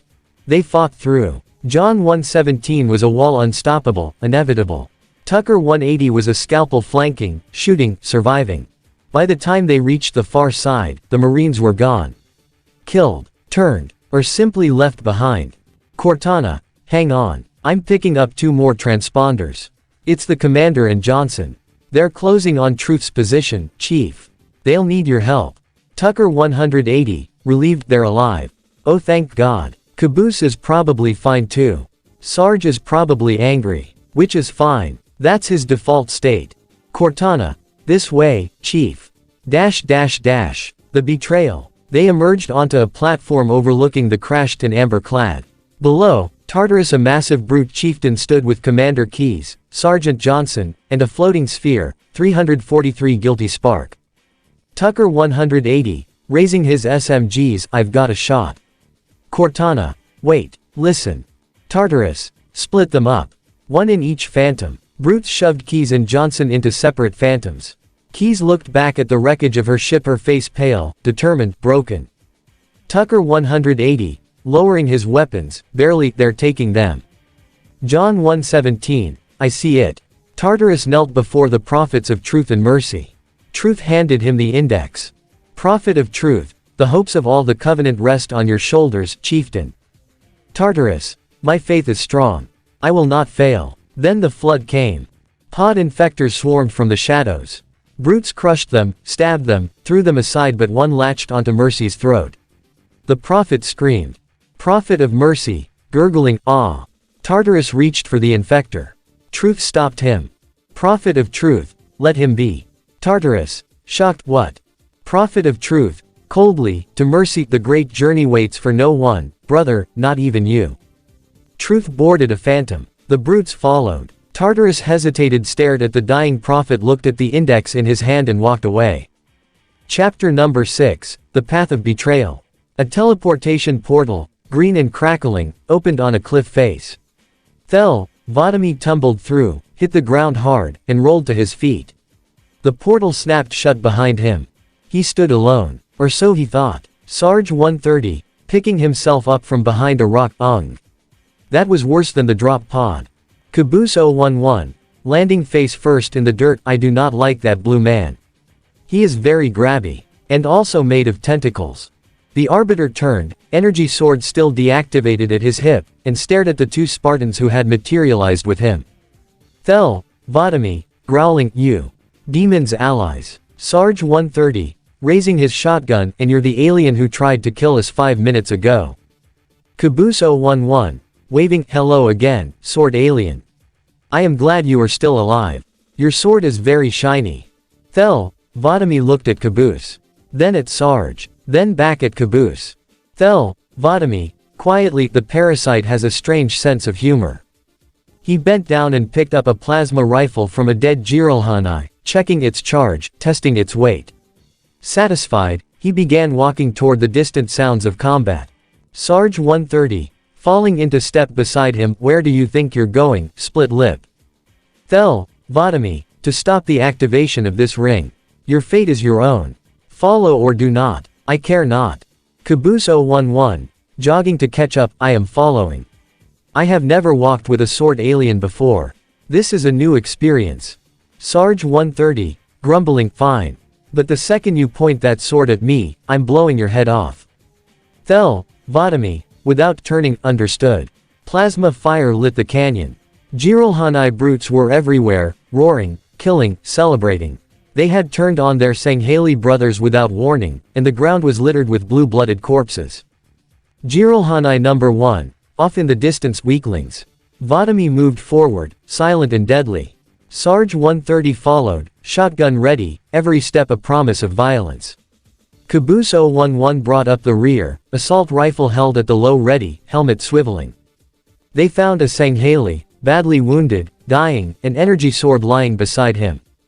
Sanghali number 1, weakly, the brutes have betrayed us, the counselors. The Sanghali died. Sarge 130, looking at the body, damn. Thel, Vadami, picking up the energy sword, activating it briefly, he was a warrior. He deserved better than this. Caboose 011, tilting his head, the big hairy ones killed their own friends. That is very sad. And also very stupid. Friends are hard to find. Ahead, 3 Jiralhanai stood over another dead Sanghali, laughing. Jiralhanai number 1, let's just throw them over the edge. Jiralhanai number 2, where's the fun in that? Jiralhanai number 3, approaching, I already checked there. Jiralhanai number 1, just making sure. Sarge 130, whispering, I got the one on the left. Thel, Vadami, whispering, the center is mine. Caboose 011, not whispering, I will take the one on the right. The brute spun around. Sarge 130, sighing, God damn it, Caboose. Jiralhanai number 2, sarcastically, so, you've come to save your friends. The fight was short. Sarge 130 put a shotgun blast through the first brute's chest. Thel, Vadami sliced the second in half with his energy sword. Caboose 011 unloaded his assault rifle into the third, 30 rounds, center mass, and the brute collapsed, dead before it hit the ground.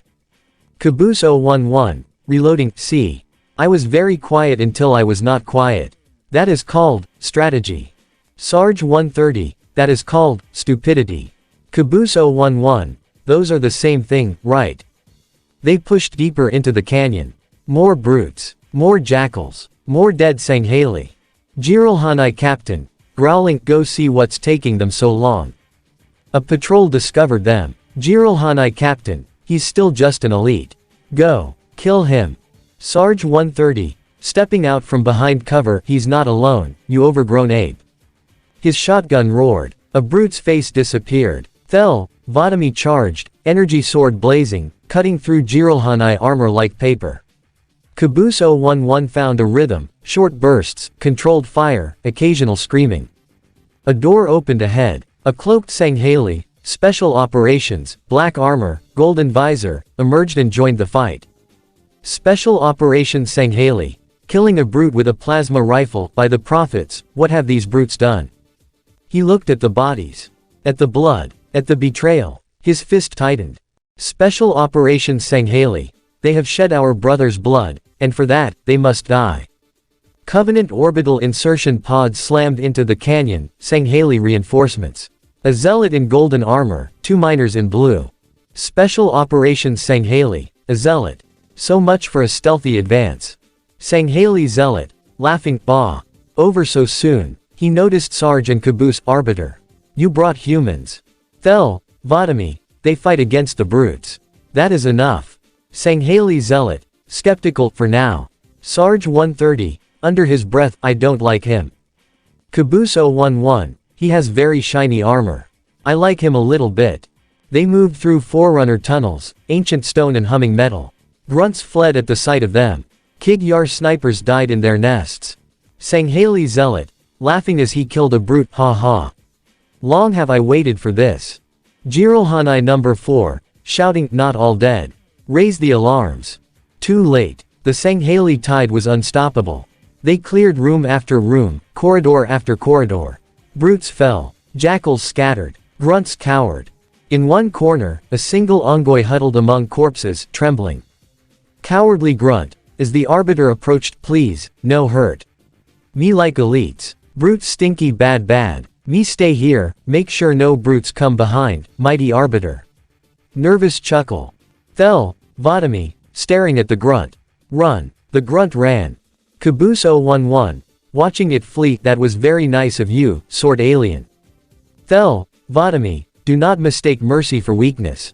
Caboose 011. I was not. I was just saying it was nice. Sarge 130. Muttering, can we please focus on killing?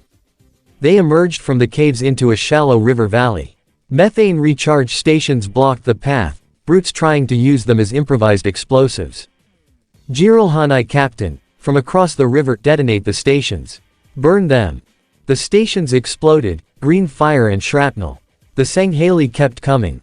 Sarge 130. Walking through the flames, shotgun raised, is that all you got? Caboose 011. Behind him, waving smoke away, I am very hot. Not in a good way. In a temperature way. Thel, Vodami, slicing through a brute, push forward. The control room lies ahead. They reached a waterfall. Below, a forerunner structure, massive, ancient, humming with power. 2 Wraith tanks guarded the entrance. Kig-Yar snipers lined the cliffs. Sanghali zealot, pointing, there. The brutes make their final stand. Sarge 130, loading a fresh magazine, final stand. Good. I was getting tired of walking. The battle was brutal. Wraith mortars tore the ground apart. Sniper fire cracked overhead. Brutes charged with gravity hammers and shotguns. Sarge 130 fought like a man possessed. Shotgun blasts, grenade tosses, a constant stream of profanity. Sarge 130, blasting a brute's knee out, that's for Blood Gulch. Blasting another, that's for Project Freelancer. Blasting a third, and that's just because I hate your face. Caboose 011 found a fuel rod cannon. He didn't understand the targeting reticle. He didn't need to. He just pointed it in the general direction of the enemy and pulled the trigger. Caboose 011. As a wraith exploded, I am very good at this game. Sanghali miner number 2. Ducking behind cover, what is wrong with that human? Sarge 130. Firing, you don't have enough time for that answer. They cleared the exterior and pushed inside. The structure's interior was an armory, weapons stacked everywhere. Human shotguns, Covenant carbines, plasma pistols, rocket launchers. Sanghali miner number 2, looking around in disgust, what vulgar taste. Even as trophies, these weapons are worthless. Caboose 011 picked up a rocket launcher. Hefted it, pointed it at the ceiling. Caboose 011, this one is not worthless. This one goes boom. Sanghali miner number 2, perhaps I spoke too soon. They moved through the armory, clearing brutes and jackals. The resistance was fierce but futile. The Sanghali, and their 2 human allies, were unstoppable. Sarge 130, kicking open a door, where's the prophet? Where's Tartarus? Thel, Vodami, ahead. At the control room, they emerged into a cave. 2 ghosts screamed toward them, brute-driven, plasma cannons blazing. Sarge 130 fired his shotgun. The first ghost swerved, crashed into a wall, exploded. Caboose 011 fired his rocket launcher. The second ghost ceased to exist. Caboose 011. Watching the fireball, that was a very satisfying boom. Thel, Vodamy, pausing at a door, I must go alone from here. Sarge 130. Like hell you will. Thel, Vodamy, the prophets will not speak if they see humans. I must confront Tartarus directly. You will only be a distraction. Sarge 130. Grinding his teeth, I am not a. Caboose 011. Putting a hand on Sarge's shoulder, Sarge. Let the sword alien go. He is very serious. Also he has a sword. Sarge 130 glared at the arbiter. Then at Caboose. Then back at the arbiter. Sarge 130. Lowering his shotgun, fine. But if you die, I'm not carrying your body back. Thel, Vodamy, nodding, understood. The arbiter stepped through the door. It closed behind him. Vodamy exited the cave. A wraith tank approached slowly, its main cannon tracking him. He raised his plasma rifle. The wraith stopped. The hatch opened. RTAs, Vodamy, half his face scarred, one mandible missing, climbed out. RTAs, Vodamy, surprised by the rings, arbiter. The counselors. Are they? Thel, Vodamy, quietly murdered by the brutes. RTAs, Vodamy slammed his fist against the wraith's hull, fury radiating from every line of his body. RTAs, Vodamy, vile, disloyal beasts.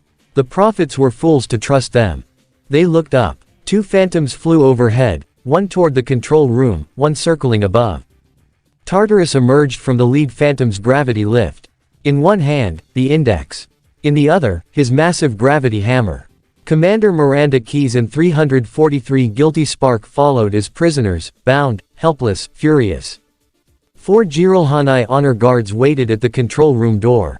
Tartarus stopped, sniffed the air, turned his head slightly, as if he sensed something. Then he entered the control room. The doors slammed shut. RTAs, Vodamy, growling, the brutes have the index. If Tartarus activates the ring. Thel, Vodamy, he will not. I will stop him. RTAs, Vodamy, then go, arbiter. I will hold the door. Thel, Vodamy turned to face the control room. Behind him, the door opened again. Sarge 130 and Caboose 011 stepped through, weapons raised. Sarge 130, cracking his neck, told you I wasn't waiting outside. Caboose 011, holding his rocket launcher, I brought the boom. Thel, Vodamy, almost smiling, then let us finish this. They advanced toward the control room. Behind them, RTAs, Vodamy and the remaining Sanghali formed a defensive line. Ready to fight, ready to die, ready to make the brutes pay for every drop of Sanghali blood spilled this day. RTAs, Vodamy, raising his energy sword for the counselors. Sanghali zealot, echoing for the counselors. Sarge 130, marching forward for Blood Gulch, you alien bastards. Caboose 011, cheerfully for church. Even though he was a hologram, he was still our friend. The control room doors loomed ahead. The Great Schism had begun. Chapter number 7, 2 corpses, 1 grave. A.N. Tucker 180 remains with John 117 on High Charity. The Arbiter, Sarge 130, and Caboose 011 are at the control room. The Master Chief dropped down the gravity lift, landing hard, knees absorbing the impact, battle rifle already sweeping for targets. Too late. The phantoms carrying Tartarus and the Prophet of Truth were already airborne, their blue engines fading into the poisoned sky of High Charity.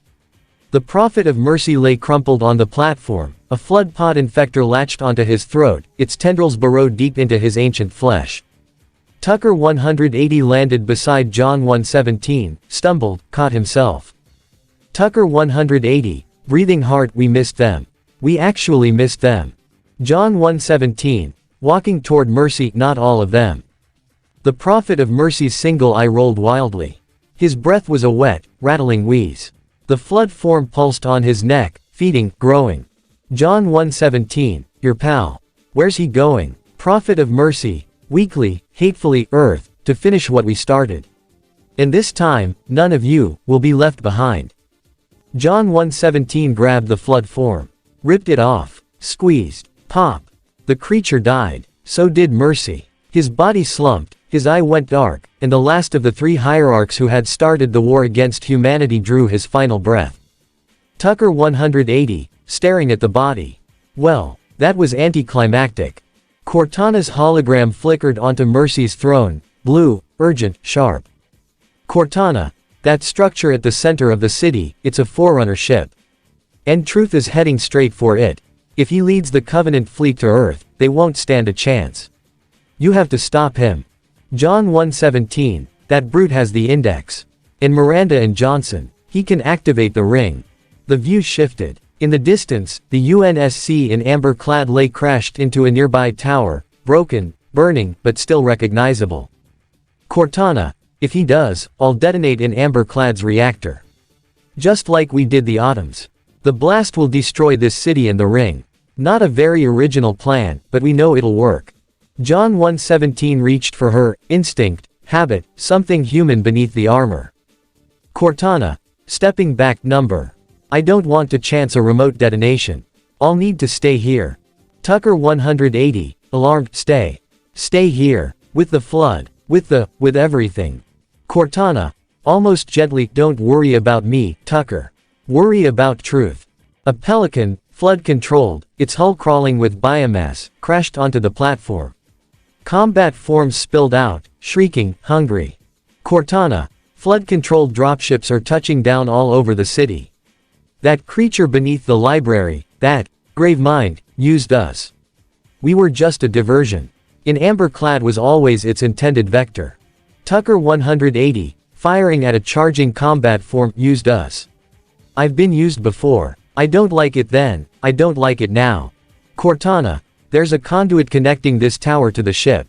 Head back inside. I'll lead you to it. They fought back through the mausoleum. The flood was everywhere now, bursting from vents, dropping from ceilings, crawling out of the walls. Combat forms with weapons. Carrier forms bursting into infection forms. And everywhere, the wet, organic pulse of the parasite spreading. Cortana. As John killed a brute that was being swarmed, we don't have time for this, Chief. Truth's phantom is nearing the Forerunner ship. Tucker 180, ducking a tentacle, then stop telling us and start helping. They reached a gravity lift. Cortana's hologram flickered beside it. Cortana. I'll disable this lift once you reach the top. That'll slow them down, I hope. John 117 stepped onto the lift. Tucker 180 jumped on behind him. The lift rose, slowly, agonizingly slowly, as flood forms clawed at the edges. Tucker 180, looking down at the swarm, I really hope you're right about that disabling thing. Cortana. So do I. Prophet of Truth, loudspeaker, shall we let the flood consume our holy city? Turn high charity into another of their wretched hives. No enemy has ever withstood our might. The flood too shall fail. They emerged into a massive open chamber. Platforms ringed the walls. Far below, the mausoleum of the Arbiter was barely visible through mist and spores. And everywhere, the glass. Shards of colored glass. Thousands of them. Millions. Each one from a world the Covenant had glassed. Tucker 180, stopping, staring, as that, are those. Cortana. Quietly, every world the Covenant have destroyed. Every civilization they've ended. They bring a piece of it here. To remember. Tucker 180, voice hard, that's not remembering. That's bragging. A skirmish erupted on a distant platform, Flood versus Yanmei versus a lone Jiralhanai. The brute died screaming. Cortana. I'll do what I can to slow the launch sequence, but there's something inside the ship, a presence that's fighting back. For a Covenant construct, it's unusually formidable. Tucker 180, moving toward a gravity bridge, of course it is. Nothing can ever be easy. They crossed the chamber, gravity bridge after gravity bridge, fighting through Flood and Covenant alike. The two enemy factions were locked in a three-way war, and John 117 and Tucker 180 were caught in the middle. Cortana. As they entered a darkened corridor, the security systems in this part of the tower are particularly robust. Tucker 180, firing his SMG at a swarm of infection forms, robust.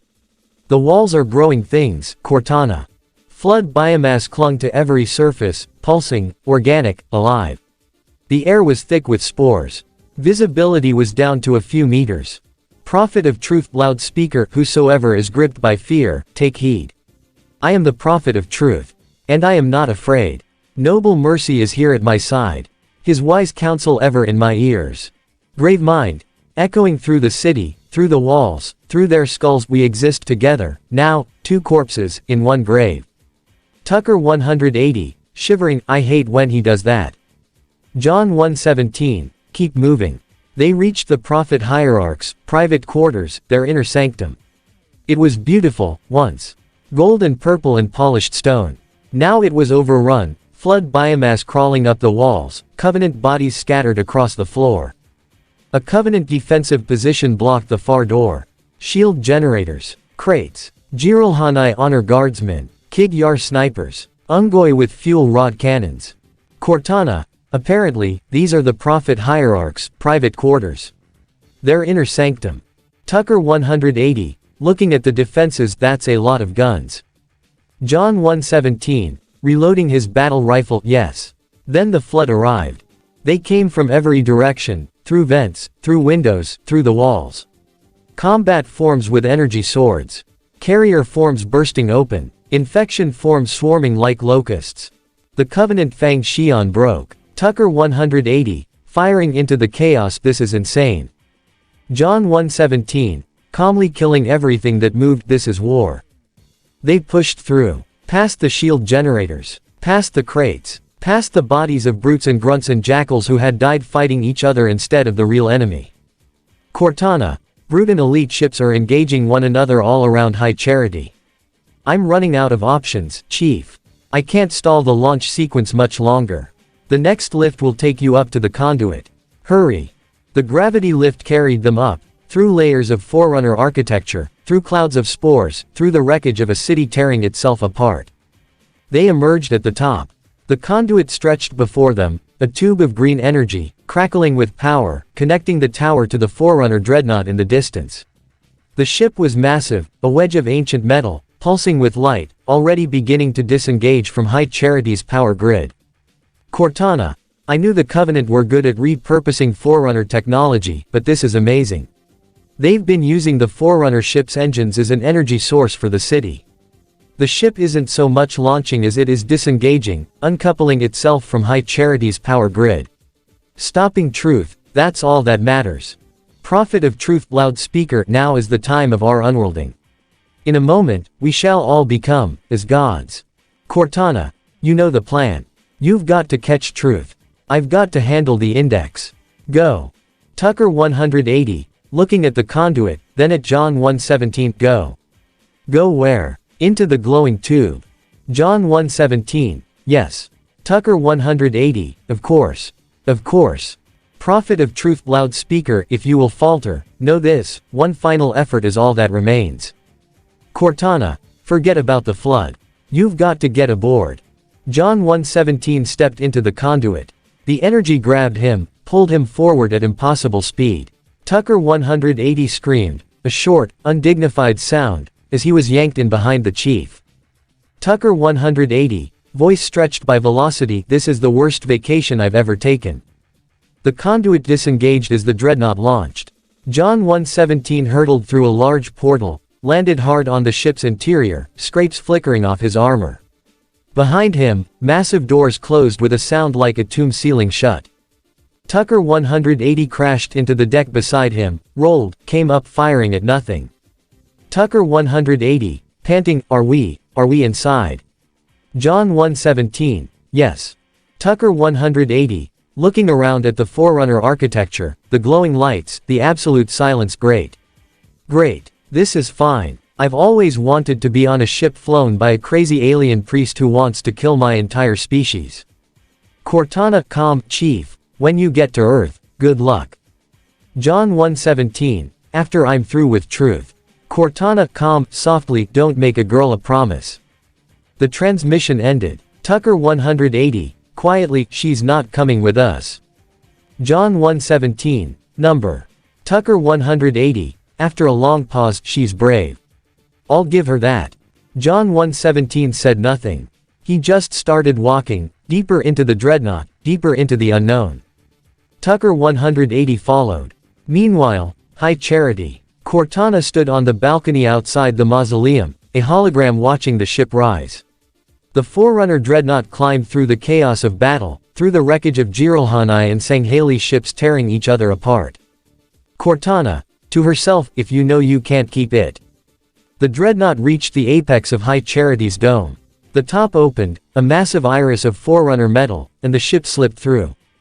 Above, a slit space rupture tore open. The dreadnought vanished. And High Charity, holy city of the Covenant, monument to a lie, began to burn. Chapter number 8, The Key and the Hammer. The scene faded in on Thel, Vadam and RTA's, Vadam, standing beside a Wraith tank with its hatch open. They faced the control room of Delta Halo, a massive Forerunner structure, ancient and imposing. The doors had just slammed shut with a sound like thunder. Thel, Vadam, what is that place? RTA's, Vadam, where the counselors were meant to watch the consecration of the icon. The start of the great journey. The Arbiter's mind flashed back, the Gravemind's voice, echoing through darkness. Gravemind, flashback, there is still time to stop the key from turning. Thel, Vadam, I must get inside. RTA's, Vadam, then mount up, Arbiter. I know a way to break those doors. RTA's, Vadam climbed into the Wraith and closed the hatch. The Arbiter turned to face the control room, and found 2 Spartans standing behind him.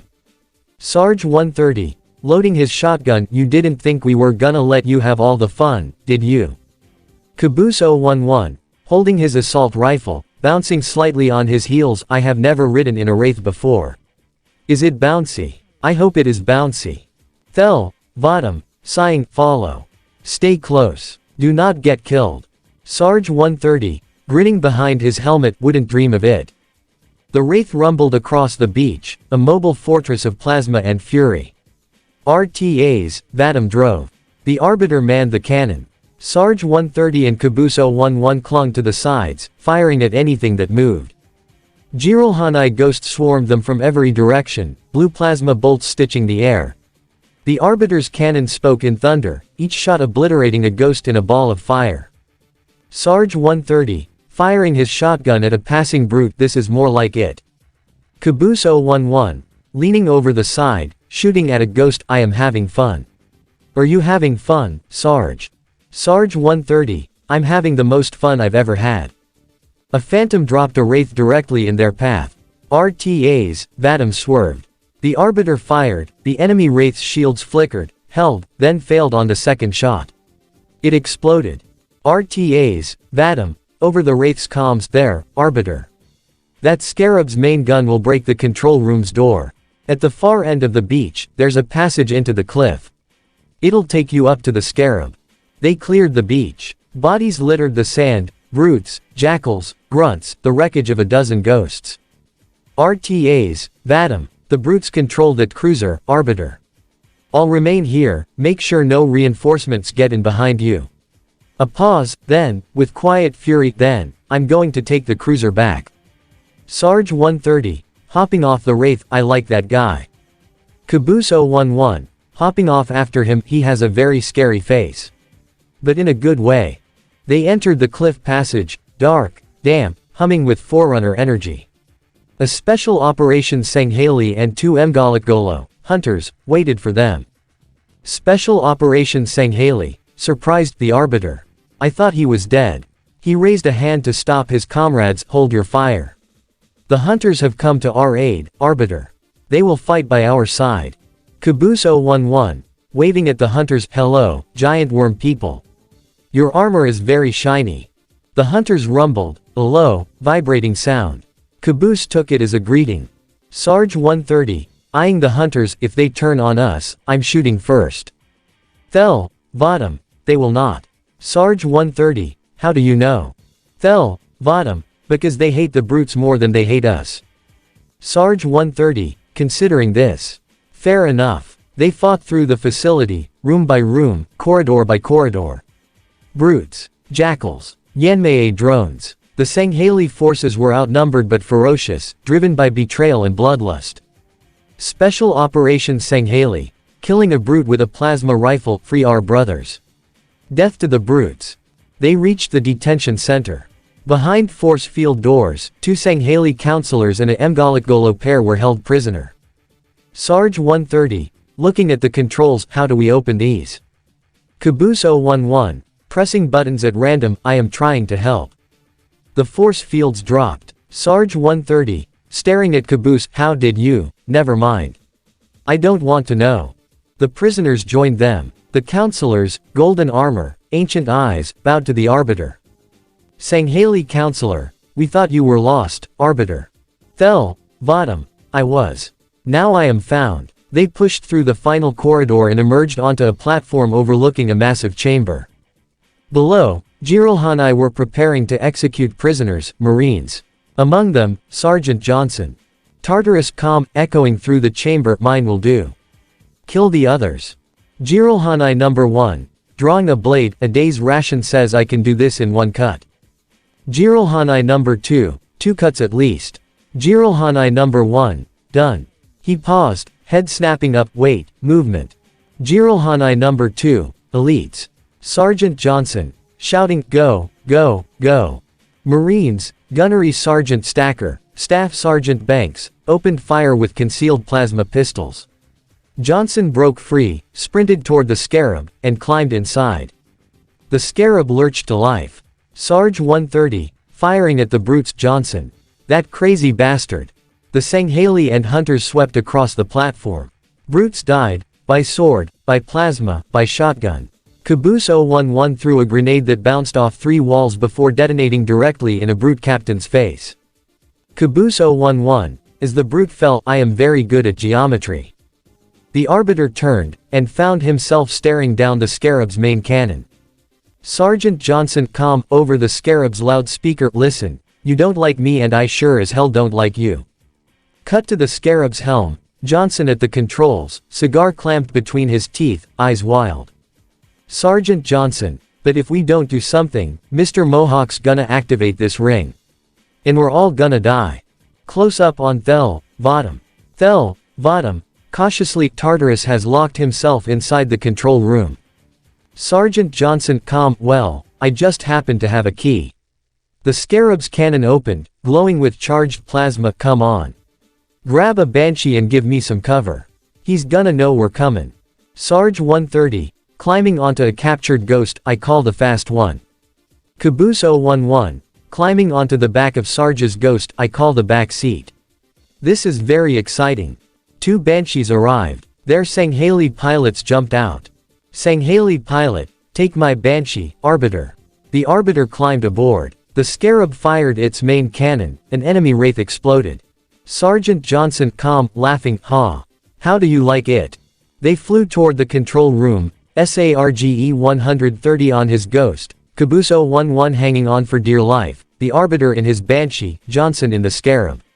Wraiths fired from below. Banshees swarmed from above. Shade turrets tracked them from every angle. Sarge 130, weaving through plasma fire, this is the best day of my life. Caboose 011, holding onto Sarge's armor, I am going to fall off now. Sarge 130, no you're not. Caboose 011, okay I will try not to. The Scarab came within firing range of the control room. Sergeant Johnson calm, stay clear of the doors. Hey, bastards, knock knock. The Scarab's cannon fired. The control room doors exploded inward. The arbiter landed his Banshee and ran. Sarge 130 and Caboose 011 followed, on foot, weapons hot, screaming incoherently. Jiralhanai number 3, blocking the entrance, do not let the arbiter into the chamber. The chieftain must complete his holy work. Sarge 130, shotgun blast to the face move. They fought through the honor guards, brutes in golden armor, wielding gravity hammers and brute shots. Caboose 011 ran out of ammo, picked up a fallen brute shot, and used it as a club. Caboose 011, hitting a brute with the empty weapon, I do not know how to reload this. Sarge 130, firing past him, then keep hitting. The brute fell. They burst into the main chamber. Tartarus stood at the control panel, massive and armored, his gravity hammer crackling with energy. Commander Miranda Keys and 343 Guilty Spark were his prisoners, held in place by 4 Jiralhanai captains. Tartarus, pushing Keys toward the console, come, human, it is easy. Take the icon in your hands, he growled impatiently, and do as you are told. He slammed the index onto the console. Red lights flashed. 343 Guilty Spark, please, use caution. This reclaimer is delicate. Tartarus, One more word, Oracle, and I'll rip your eye from its socket. He turned to Keys, pushed her forward, which is nothing compared to what I'll do to you. The Arbiter walked into the light. Thel, Vadam, Tartarus. Stop. Tartarus's head snapped up. Tartarus, shocked, impossible. Thel, Vadam, put down the icon. Tartarus, turning to face him, put it down. And disobey the hierarchs. Thel, Vadam, there are things about Halo even the hierarchs do not understand. The Jiralhanai captain stepped forward, growling. Tartarus raised a hand, stop them. Tartarus, take care, Arbiter. What you say is heresy. Thel, Vadam, is it? He turned to Guilty Spark, Oracle. What is Halo's purpose? 343 Guilty Spark, collectively, the 7. Tartarus grabbed the monitor, jerked him around. Tartarus, not another word. Sergeant Johnson, off-screen, calm and deadly, please. Tartarus lowered 343 Guilty Spark. Sergeant Johnson stood beside the Arbiter, beam rifle aimed directly at Tartarus's head. Sergeant Johnson, don't shake the light bulb. The Jiralhanai captains growled. Johnson raised the rifle higher. Sergeant Johnson, if you wanna keep your brain inside your head, I'd tell those boys to chill. Tartarus barked a command. The captains backed off. Sergeant Johnson, to the Arbiter, go ahead. Do your thing. Thel, Vadam, to Guilty Spark, the sacred rings. What are they? 343 Guilty Spark. Weapons of last resort, built by the Forerunners to eliminate potential flood hosts, thereby rendering the parasite harmless. Thel, Vadam, and those who made the rings. What happened to the Forerunners? 343 Guilty Spark. After exhausting every other strategic option, my creators activated the rings. They, and all additional sentient life in 3 radii of the galactic center, died. As planned. The Arbiter lowered his head. The weight of the truth settled on his shoulders, the great journey was a lie. The prophets had sold his people a promise of salvation that was really a promise of annihilation. Johnson lowered his beam rifle, looking at the Arbiter with something that might have been respect. 343 Guilty Spark. Slightly awkward, would you like to see the relevant data? Thel, Vadam, raising his head, turning to Tartarus. Tartarus. The prophets have betrayed us.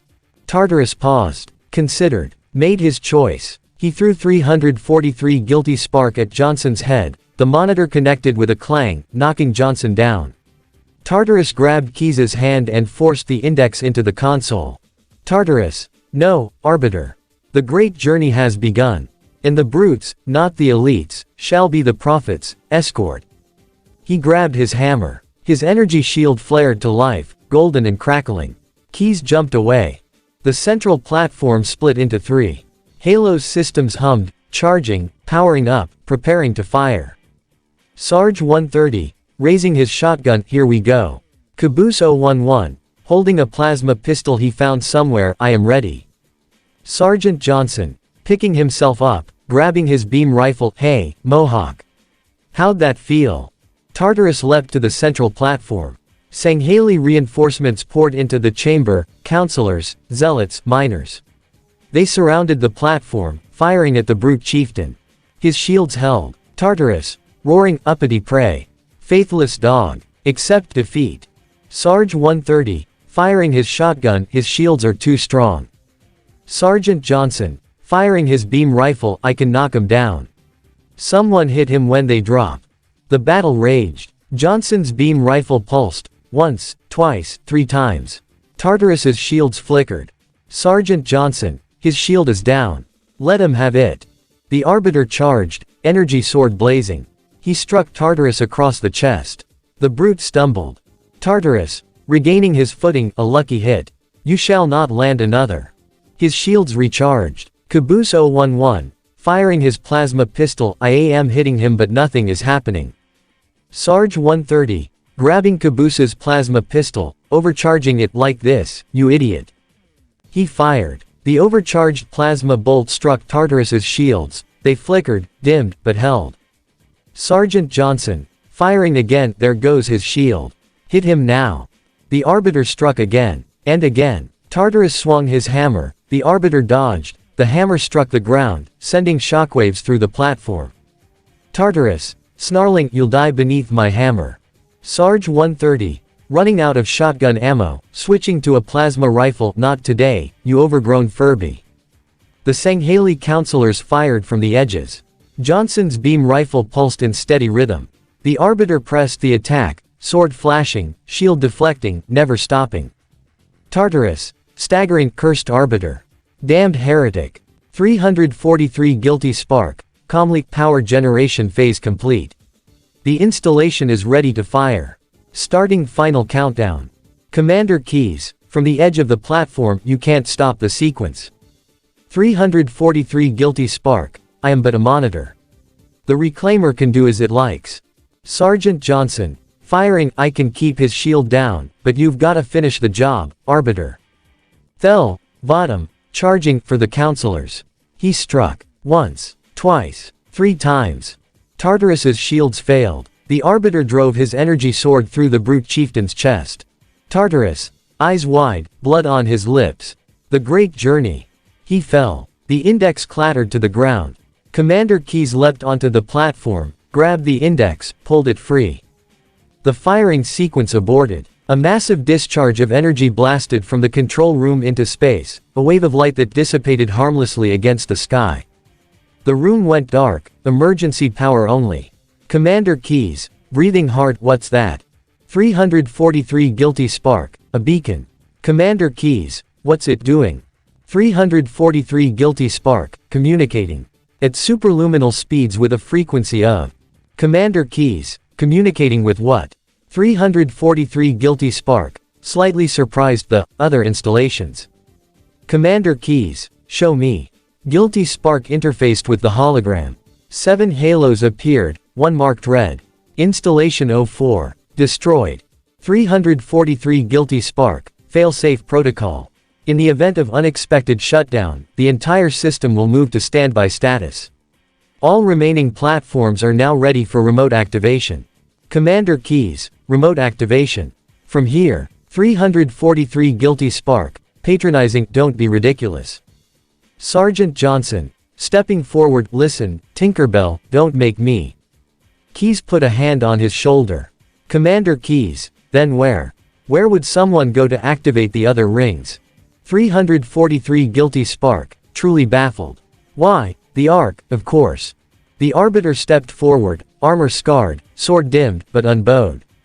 Thel, Vadam, and where, Oracle, is that? The Forerunner dreadnought arrived at Earth, exiting slipspace amidst an ongoing space battle. Covenant and UNSC ships exchanged fire, their plasma and Mac rounds lighting the darkness. Officer Com, we've got a new contact. Unknown classification. Inside the dreadnought, John 117 stood at a viewport, watching Earth grow closer. Tucker 180 stood beside him, SMGs holstered, helmet tucked under his arm. Tucker 180, quietly, we're back. John 117, yes. Lord Hood, calm, it isn't one of ours. Take it out. John 117 activated his comms. John 117, this is Spartan 117. Can anyone hear me? Over. Cairo Station's bridge. Lord Hood stood at the main display screen, station personnel scrambling to their stations around him. Damage was everywhere, sparking consoles, cracked viewports, the smell of ozone and smoke. Lord Hood, to an officer, isolate that signal. He turned to the comms master chief.